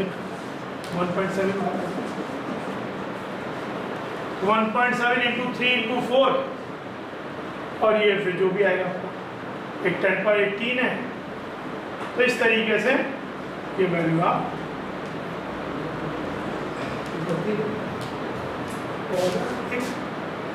नहीं होना, एक 10^-13 यहाँ पे, तो एक और भी है, इतना कम कैसे आएगा, इसको नहीं 10^13, तो ऊपर क्या आगे क्या हो गया इंटू 10^13, तो इंटू 10^13 क्या बोल सकते हो, 10/6 बाहर आ गया, और 10 का रूट क्या हुआ 3.1416, 3. तो ये 10 ये तो 10/5 हो गया मिलके, और फिर ये 4 इंटू ये मल्टीप्लाई करोगे तो 10/6 ऑर्डर का ये आंसर फाइनली जो है सॉल्व करके आता है 6.3 इंटू 10/6 मीटर पर सेकेंड। फिर सॉल्व करके आ जाएगा 6.3 इंटू 10/6 मीटर पर सेकेंड। तो ये इस में से आप वेलोसिटी निकाल सकते हो। एक क्वेश्चन और देखो,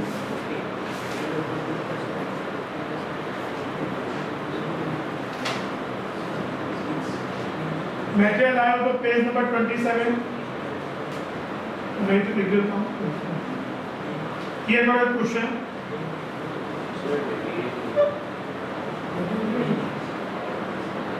अगले क्लास में मुझे बेस परसेप्शन में नहीं, ठीक, नेक्स्ट किसको नहीं लेना, नेक्स्ट क्लास में।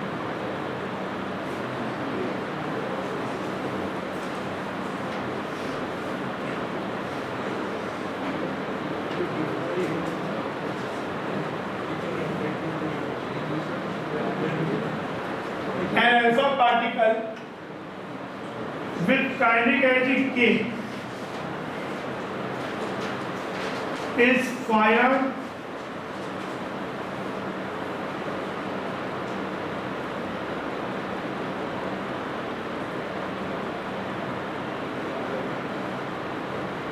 towards a nucleus.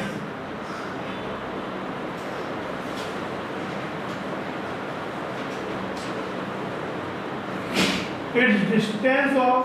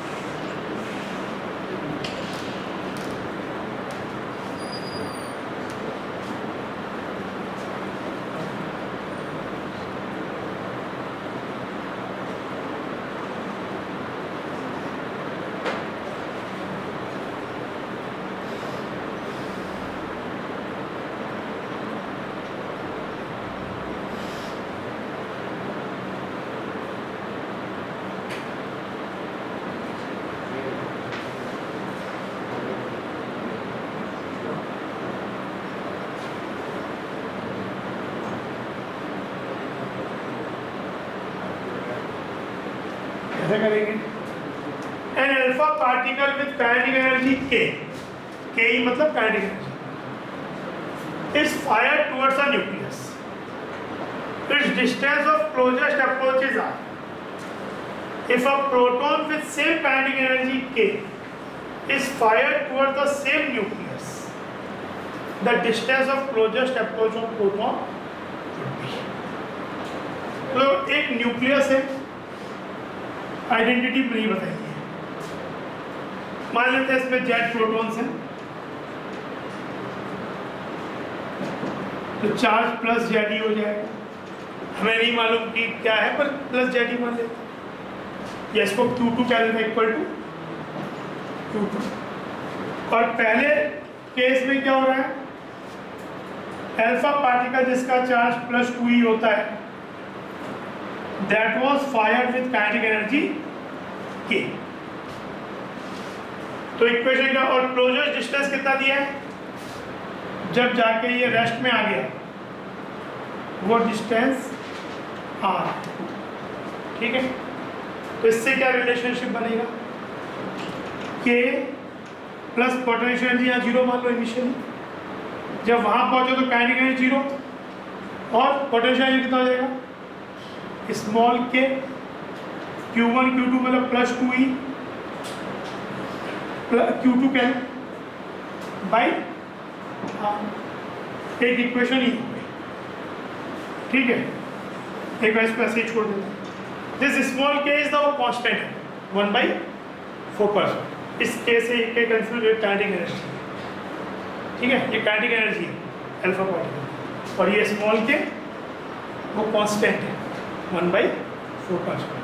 फिर क्या बोल रहा है, if a proton with the same K is fired toward the same nucleus, हम मान लो अब यहाँ पे rather than alpha particle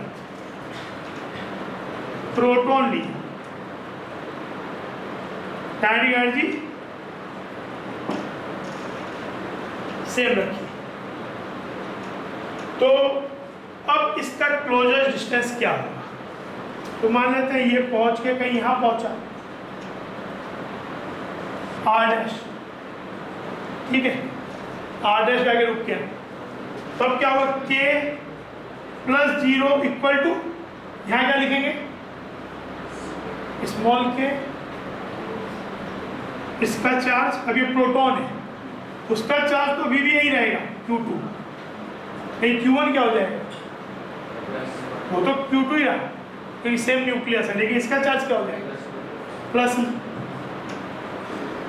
proton है बाई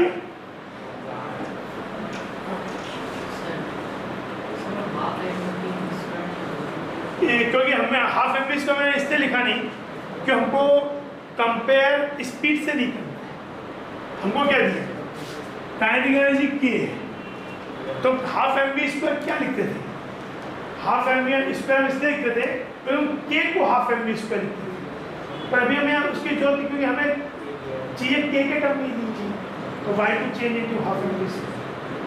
हाँ, ये पूछते हैं कि स्पीड का रिलेशनशिप क्या है, तो हम बोलते हैं half m alpha v alpha square should be equal to half m p v p square. तो अल्टीमेटली तो हमें रिलेट किसमें करना है, एनर्जी में करना है, तो हमें स्पीड दिया होता तो मैं एनर्जी के लिए हाफ एम पी स्क्वायर था, तो मुझे दिया ही कि तो वाई टू राइट, अगर मैं यहाँ लिख भी दूँ half m alpha v alpha square, तो ultimate this value is nothing but K, और बाद में half m p v p square into, तो दैट इज आल्सो के, है ना, जीरो पोटेंशियल एनर्जी। जब कुछ मेंशन नहीं किया तो हम ये मान के चलेंगे कि जो पार्टिकल है जो अप्रोच कर रहा है तो कमिंग फ्रॉम वेरी फार। अगर स्टार्टिंग में डिस्टेंस मेंशन किया देन इसका ये मतलब ये कि आप से वो एक्सपेक्ट करें कि आप वो वाला पोटेंशियल एनर्जी भी लो, लेकिन जब कुछ नहीं दिया मतलब it is coming from very far, consider initial potential energy 0, ठीक है। इनवेरिएबली जहाँ तक केस में यही, अब इस साइड में तो होगा ही, इस साइड में तो काइनेटिक एनर्जी ही तो कन्वर्ट पोटेंशियल में हो रही है, इस साइड तो है ही, इस साइड तो खैर पोटेंशियल एनर्जी ही है। जब ये यहाँ पहुँचे तो क्या हुआ, the whole kinetic energy of the particle converted to repulsive potential energy. भाई हम यहाँ पे क्या कॉन्सेप्ट यूज कर रहे हैं? हम यूज कर रहे हैं K plus U is total mechanical energy kinetic plus potential का सम इज कांस्टेंट। तो शुरुआत में काइनेटिक एनर्जी थी, पोटेंशियल भी थी, ऐसा नहीं कि शुरुआत में पोटेंशियल एनर्जी नहीं है।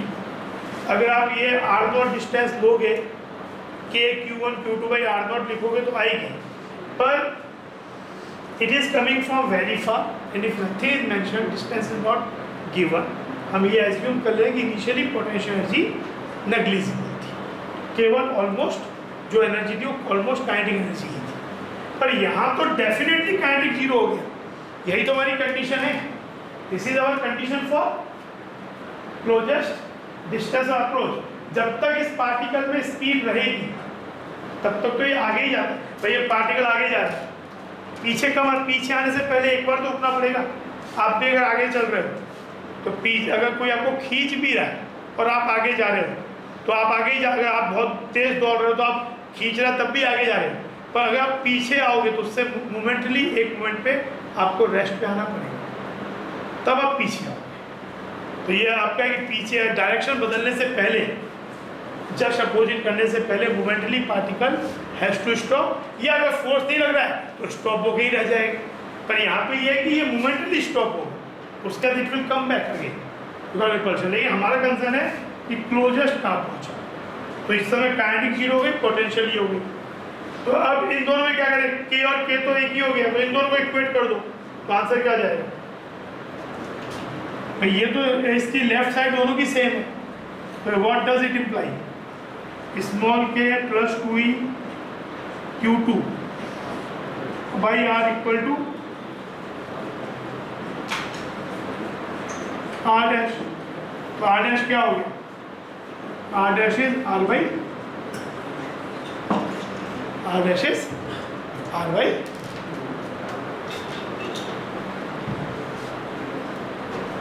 एक और equation,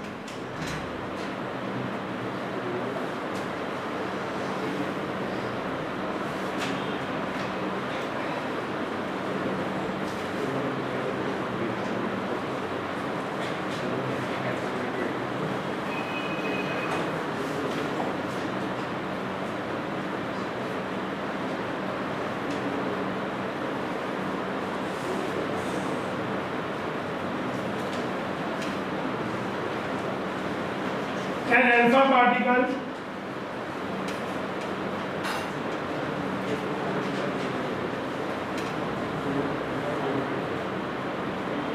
with speed u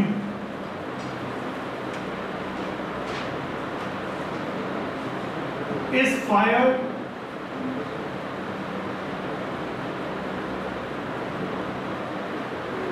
towards a nucleus.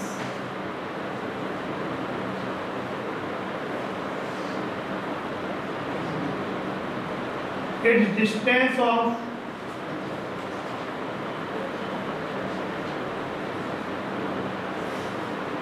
closest approach is r. If a proton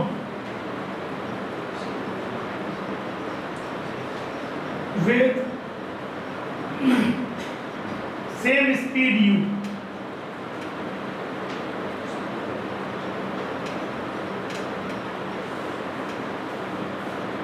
is fired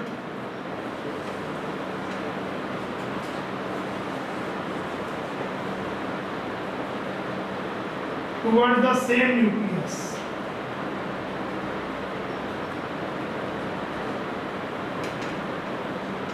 the distance of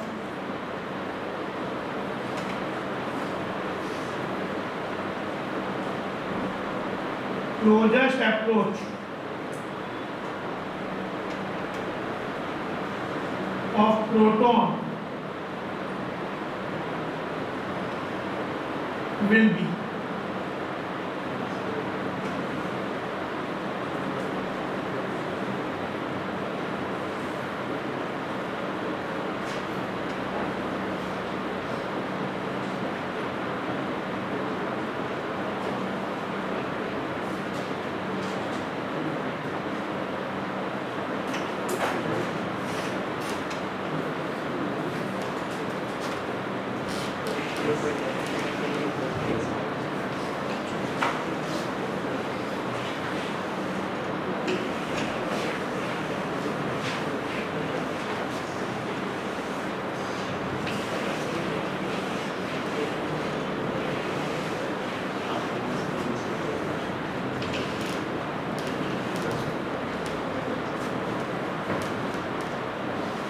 An alpha particle with speed u is fired towards a nucleus. Its distance of closest approaches are. If a proton with the same speed u, पिछले question में था proton with the same kinetic energy. Now it is proton with the same speed. अब आपको उसके term में लिखना पड़ेगा. Kinetic energy को हाफ एम वी स्क्वायर करेंगे. देखो करो, ये होना चाहिए, मतलब इजी क्वेश्चन आ जाए, सब ट्राई करो.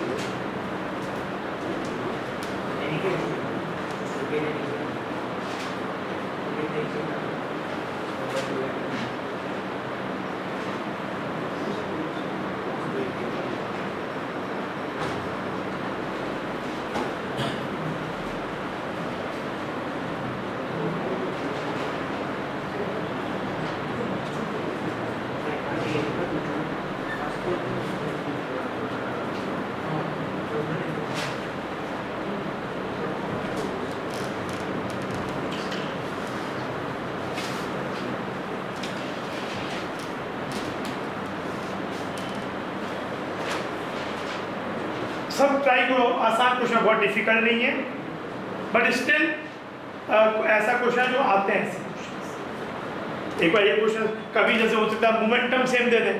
आपने पढ़ा होगा मोमेंटम और काइनेटिक एनर्जी के मैक्सिमम रिलेशन क्या होते हैं. के इक्वल टू, यहाँ पर चीज नहीं है, पर k equal to half m v square. Momentum क्या होता है, p equal to m v. जैसे एम से मल्टीप्लाई डिवाइड करते हैं, k equal to half p square by. एक आप मतलब काइनेटिक एनर्जी को मोमेंटम के टर्म में लिखना हो, या मोमेंटम के मैग्नीट्यूड को काइनेटिक एनर्जी के टर्म में लिखना हो. कभी कुछ ऐसा हो जाता है कि दोनों के मोमेंटम सेम है. हाँ, जैसे ये क्वेश्चन में क्या था, पहले क्वेश्चन में क्या था, काइनेटिक एनर्जी से, दूसरे में अभी दिया स्पीड, आपको सेम स्पीड बोल दी. हो सकता है अगले एक क्वेश्चन बोल दें कि वो सेम मोमेंटम से, कि अल्फा पार्टिकल का जो मोमेंटम होता है वही प्रोटॉन का भी. तब आपको मतलब अल्टीमेटली आपका बेसिक इक्वेशन है energy conversion, kinetic energy initial converted to potential energy. तब वो उसी काइनेटिक एनर्जी को अलग अलग फॉर्म में कैसे, जैसे यहाँ पे क्वेश्चन क्या है कि भाई सबसे पहले एक अल्फा पार्टिकल है KS1, अल्फा पार्टिकल है, स्पीड u है. यहाँ पे न्यूक्लियस है, इसका चार्ज, क्योंकि nucleus we are not changing the nucleus, तो उसे Q2 मान लो चार्ज, और रेस्ट में है स्टेशनरी है. तो क्लोजेस्ट डिस्टेंस जब ये पहुंचता है, सपोज यहाँ पहुंचता है, यहाँ V0 हो गया, तो ये डिस्टेंस R दिया हुआ है. तो इक्वेशन हो जाएगी half mass of alpha particle u square. When nothing is mentioned about the initial distance, we will consider the initial potential energy 0 equal to kinetic 0 plus potential k plus 2e q2 by r. कोई doubt इसमें, इस equation में KS2 क्या कह रहा है. अब ये प्रोटॉन है, Q1 की वैल्यू प्लस 2e थी, Q2 की वैल्यू, मतलब यहाँ पे Q1 डैश चलो, यहाँ पे Q1 ही करो, Q1 क्या हो, यहाँ पे Q1 क्या हो जाएगा, plus E. Mass of proton को अगर हम m माने, तो मास of alpha particle almost 4m, 4 times है ना. प्रोटॉन का मास अगर m है, तो अल्फा पार्टिकल मास क्या है, alpha particle is helium nucleus. Helium nucleus contains 2 protons 2 neutrons. 2 neutrons का mass is almost same as 2 proton, यानी helium mass is almost 4 proton का मास. तो वो हम यहाँ यूज करेंगे। और यहाँ पे जब ये जाके रुकेगा, मान लो r डैश पे आके रुकता है, तो हो जाएगा half mp v u square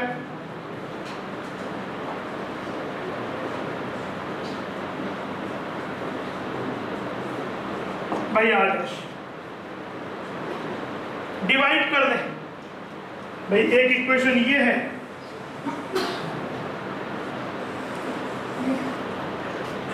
divide, तो डिवाइड करने पे हाफ हाफ कट गया, यू यू कट गया, m alpha by m p, m alpha by m p, और ये क्या रह जाएगा 2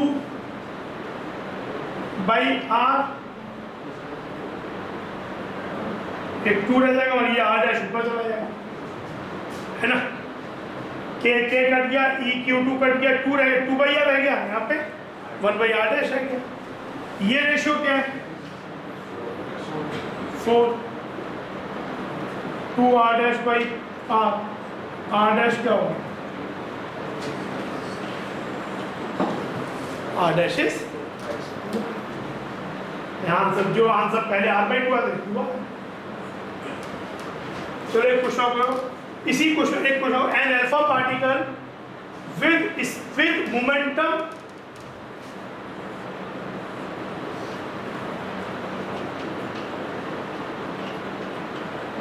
momentum p is fired towards a nucleus. The distance of closest approaches are, if a proton with same momentum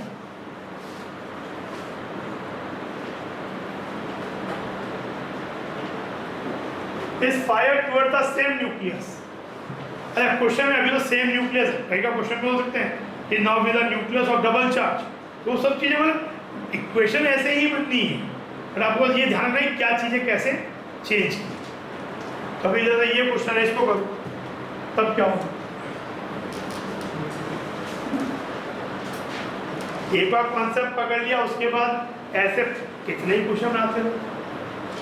main तो आपको क्या, main आपको relation तो यही है कि kinetic energy initial plus potential energy initial equal to at closest distance kinetic energy 0 and potential energy. उसमें भी invariably initial potential energy 99% cases में आपको 0 लेने से काम चलेगा। तो basically initial kinetic energy equal to final potential energy. अरे तो यहाँ पे बताओ, ये करो,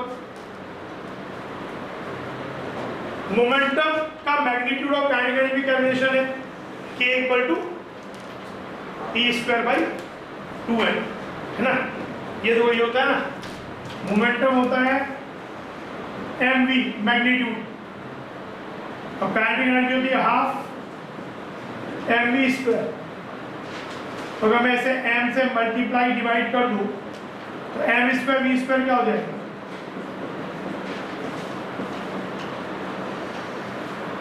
e स्क्वायर बाई 2n। तो अगर मुझे p मालूम है तो काइनेटिक एनर्जी लिखा जा सकता है p square by 2n। Alpha particle का p तो वही है p square by 2m alpha. Kinetic अगर in the terms of momentum and mass, kinetic energy can be written as p square by 2।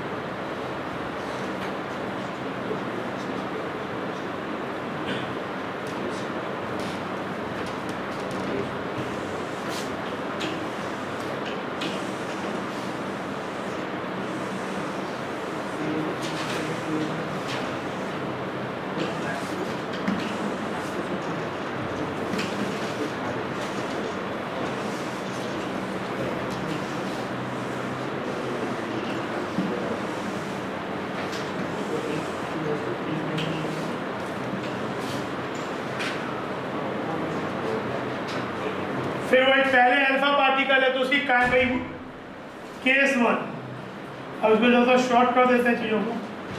Initial kinetic energy of alpha particle is final potential, है ना, यही चीज़ है of the system. तो क्या हो जाएगा half, ये हमें चाहिए दिया किसके टर्म में, मोमेंटम के टर्म में बोला है उस समय। तो अगर मोमेंटम p है, kinetic energy p square by 2m alpha equal to small k plus 2e nucleus का चार्ज Q2 बाई r, एक इक्वेशन। ठीक है, जब प्रोटॉन आया तो क्या हुआ, प्रोटॉन का मोमेंटम भी सेम दिया है, लेकिन काइनेटिक एनर्जी क्या होता है कि p square by twice mass of proton, mass of proton equal to k plus e, nucleus वही है आर डैश, वही फिर डिवाइड करो क्या रह जाएगा, m p by m alpha, और ये 2 by r dash, m p by m alpha is 1:4, क्योंकि ये 4 टाइम्स होता नहीं है।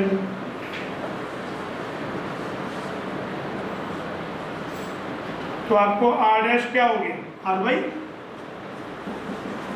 बाई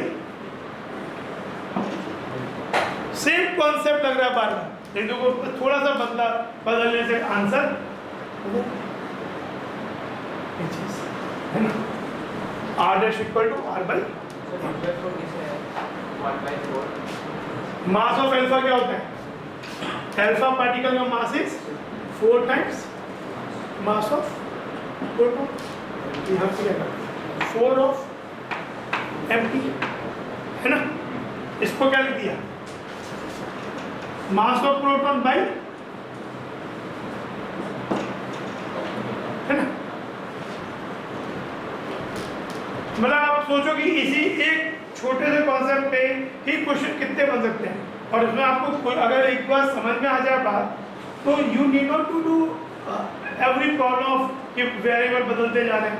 क्वेश्चन ऐसा भी हो सकता है कि स्पीड डबल कर दी, तो स्पीड पर वहाँ पे एक में half m alpha u square लिखा था, दूसरे में हाफ एम पी 2u का स्क्वायर लिखो, तो उस तरीके से।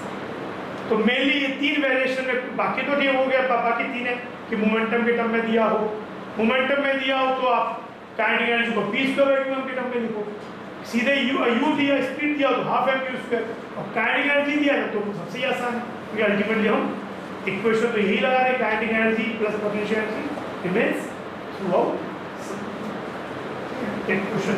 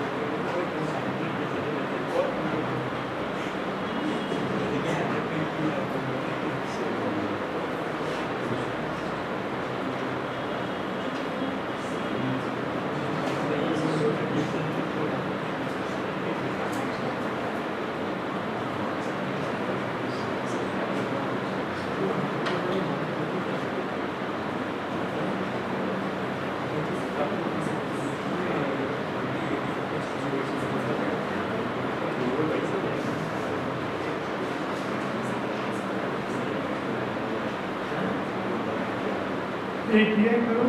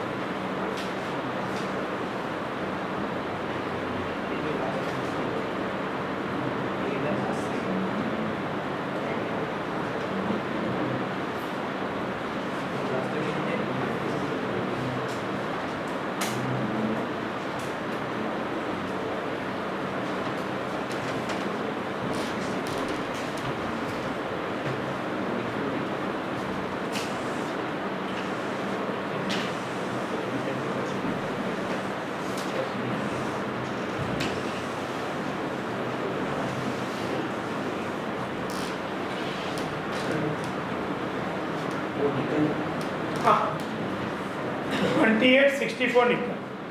64 एटॉमिक मास, 28 एटॉमिक नंबर।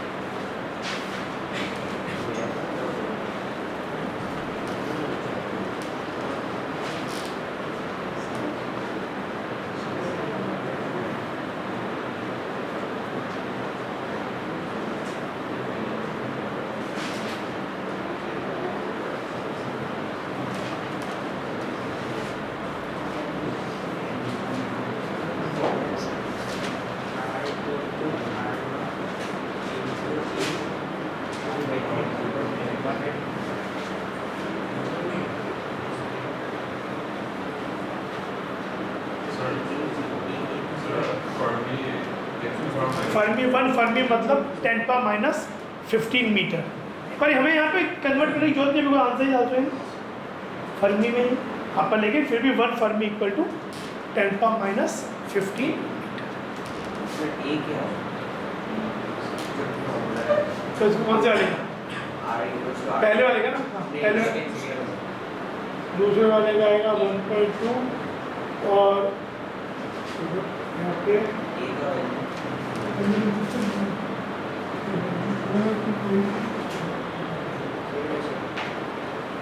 ये आपका 1.2 तो आ जाएगा, वहाँ पे 4 आएगा ना, 4.8 अप्रोक्सीमेट सबसे क्लोज कौन सा है? 5 है ना, 4.8 क्लोजेस्ट इसके।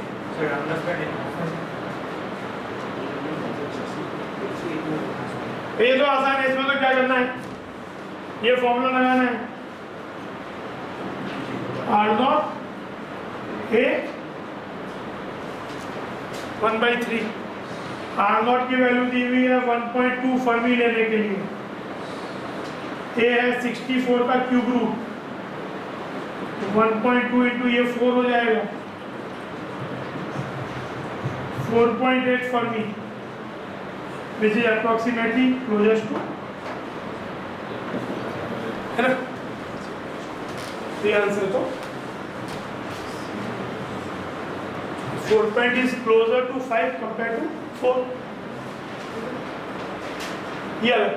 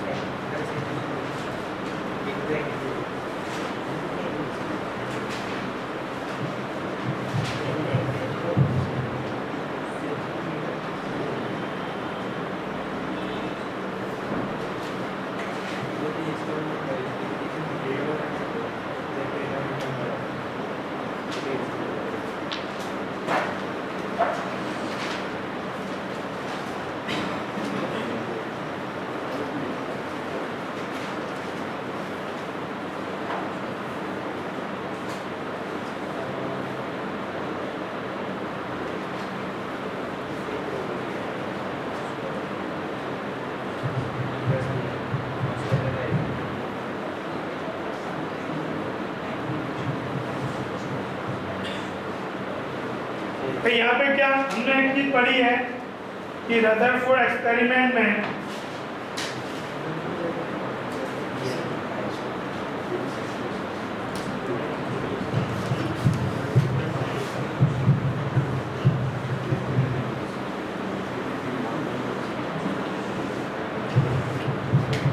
जो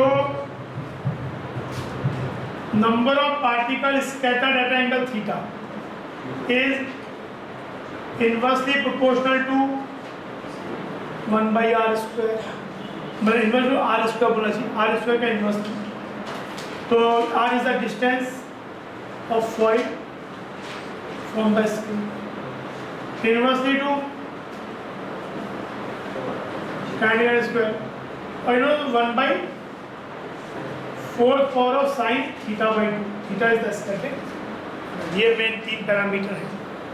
यहाँ पे ये तो नहीं बदल रहा, ये भी नहीं बदल रहा, कुछ बोला नहीं है, ओनली ये पैरामीटर की बात हो रही है कि भाई ये एक्सपेरिमेंट है 60 डिग्री पे जो दिया हुआ क्या है, in Rutherford experiment the number of particles alpha particles scattered through an angle 60 degree, 60 degree से जो स्कैटर्ड हुए, मान लो ये let's say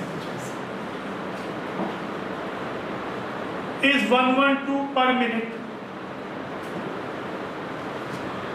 in the same experiment उसी समय you have to find the number of alpha particle scattered through 90 degree, 90 degree से scattered होने वाले।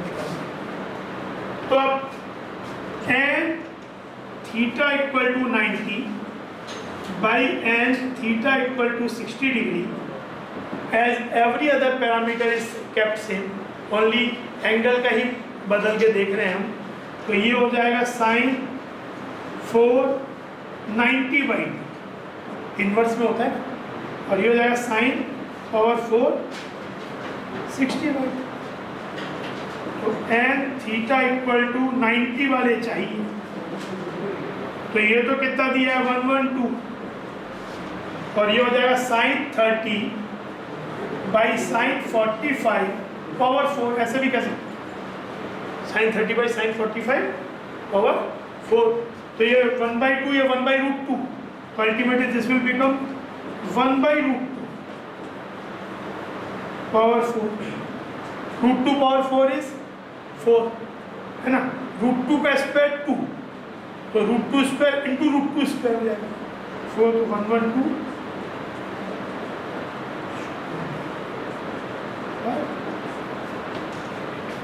तो जो अगर नंबर ऑफ पार्टिकल्स 60 डिग्री पे स्कैटर होने वाले 112 हैं, 112 हैं, तो 90 डिग्री पे स्कैटर होने उसी एक्सपेरिमेंट में आप 28, ऐसे कोई और एंगल भी पूछ सकते हैं। क्वेश्चन ऐसा भी हो सकता है कि भाई आपने उसी सेटअप में जो स्क्रीन है उसकी डिस्टेंस डबल कर दी, अब बताओ कि उसके अंदर मतलब आपके पास पहले ये था, जैसे कभी का 2 वेरिएबल्स भी हो सकते, मान लो जैसे ऐसा हो गया,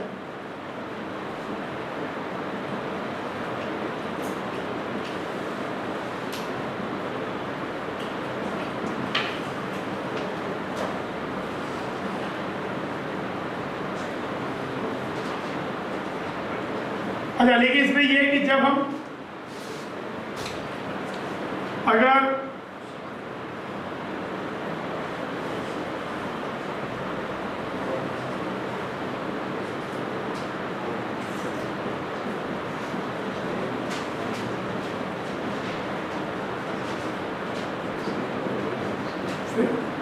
स्क्रीन की डिस्टेंस वो भी संगम बदल रहे तो उस वेरिएशन को भी संगम उस तरीके से ज़्यादातर वैसे, क्योंकि ये scattering experiment is mainly about the scattering angle, ज़्यादातर क्वेश्चन में स्कैटरिंग एंगल पे ही आएगा।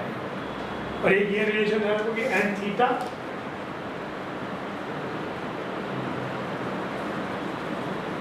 ये वाला ग्राफ तो इनफैक्ट जेई मेन के पेपर में आया हुआ इन फिजिक्स के एटॉमिक न्यूक्लियर फिजिक्स में एटम जो चैप्टर है फिजिक्स में उसमें कि जो नंबर ऑफ पार्टिकल स्कैटर होते हैं एंगल थीटा पे, वो थीटा के साथ कैसे वेरी करते हैं, ये आपके टेक्स्ट बुक में ग्राफ दिया हुआ है। और एक ये इम्पैक्ट पैरामीटर का हमने क्या देखा था, tan theta by 2 1 by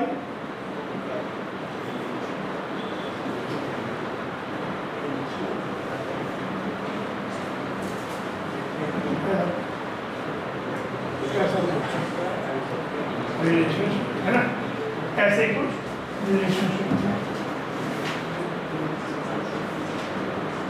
Z square by छोटा के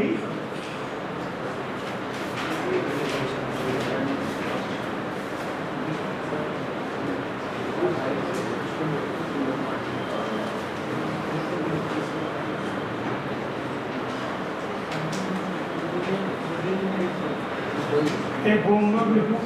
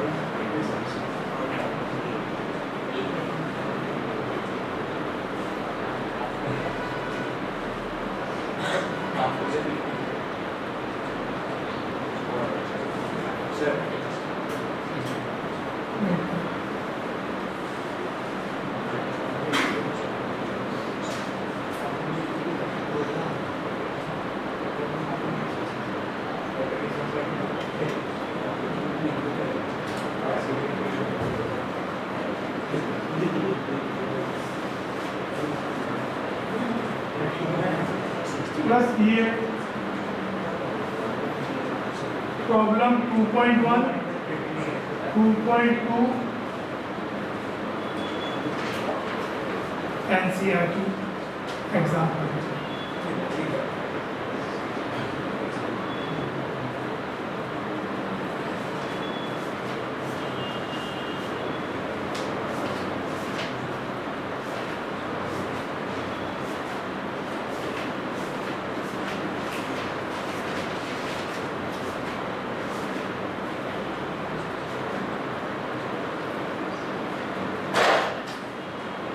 एक्सरसाइज जो है एनसीईआरटी, उसके भी कुछ क्वेश्चन।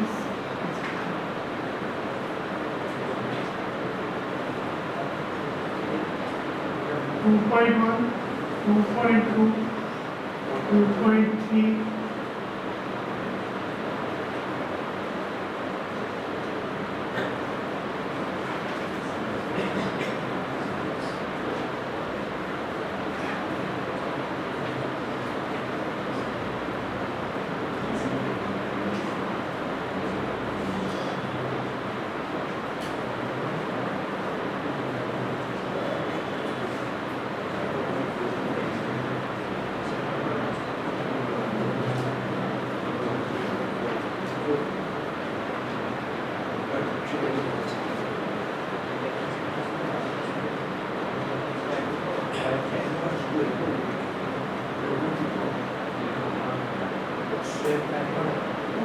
है हम लोग देख रहे हैं।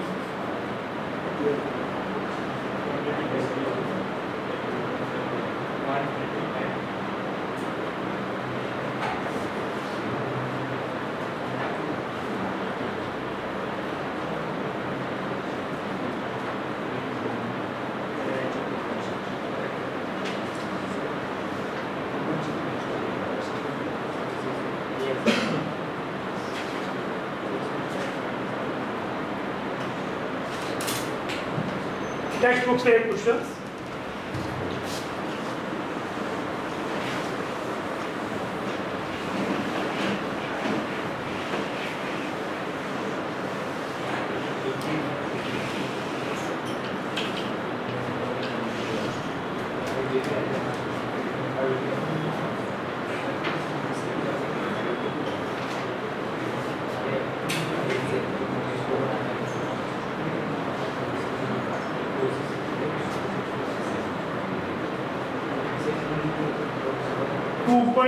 सेक्शन से पहले जिसमें development leading to the Bohr model हम नेक्स्ट क्लास में पढ़ेंगे, उससे पहले एक बार रीडिंग टू मार्क्स इतना चीज़ हम पढ़ चुके हैं। उस पर एक बार रीडिंग इसका मॉडल सेक्शन 2.1 एंड 2.2, ठीक है। तो ये चीज़ें एक बार देखना क्वेश्चन को। नेक्स्ट क्लास में हम लोग development leading to Bohr model में भी टाइम है, और बोर्ड मॉडल से पहुंचने तक बीच में कुछ ऐसी चीजें हुई जो हम पढ़ेंगे तब बोर्ड मॉडल।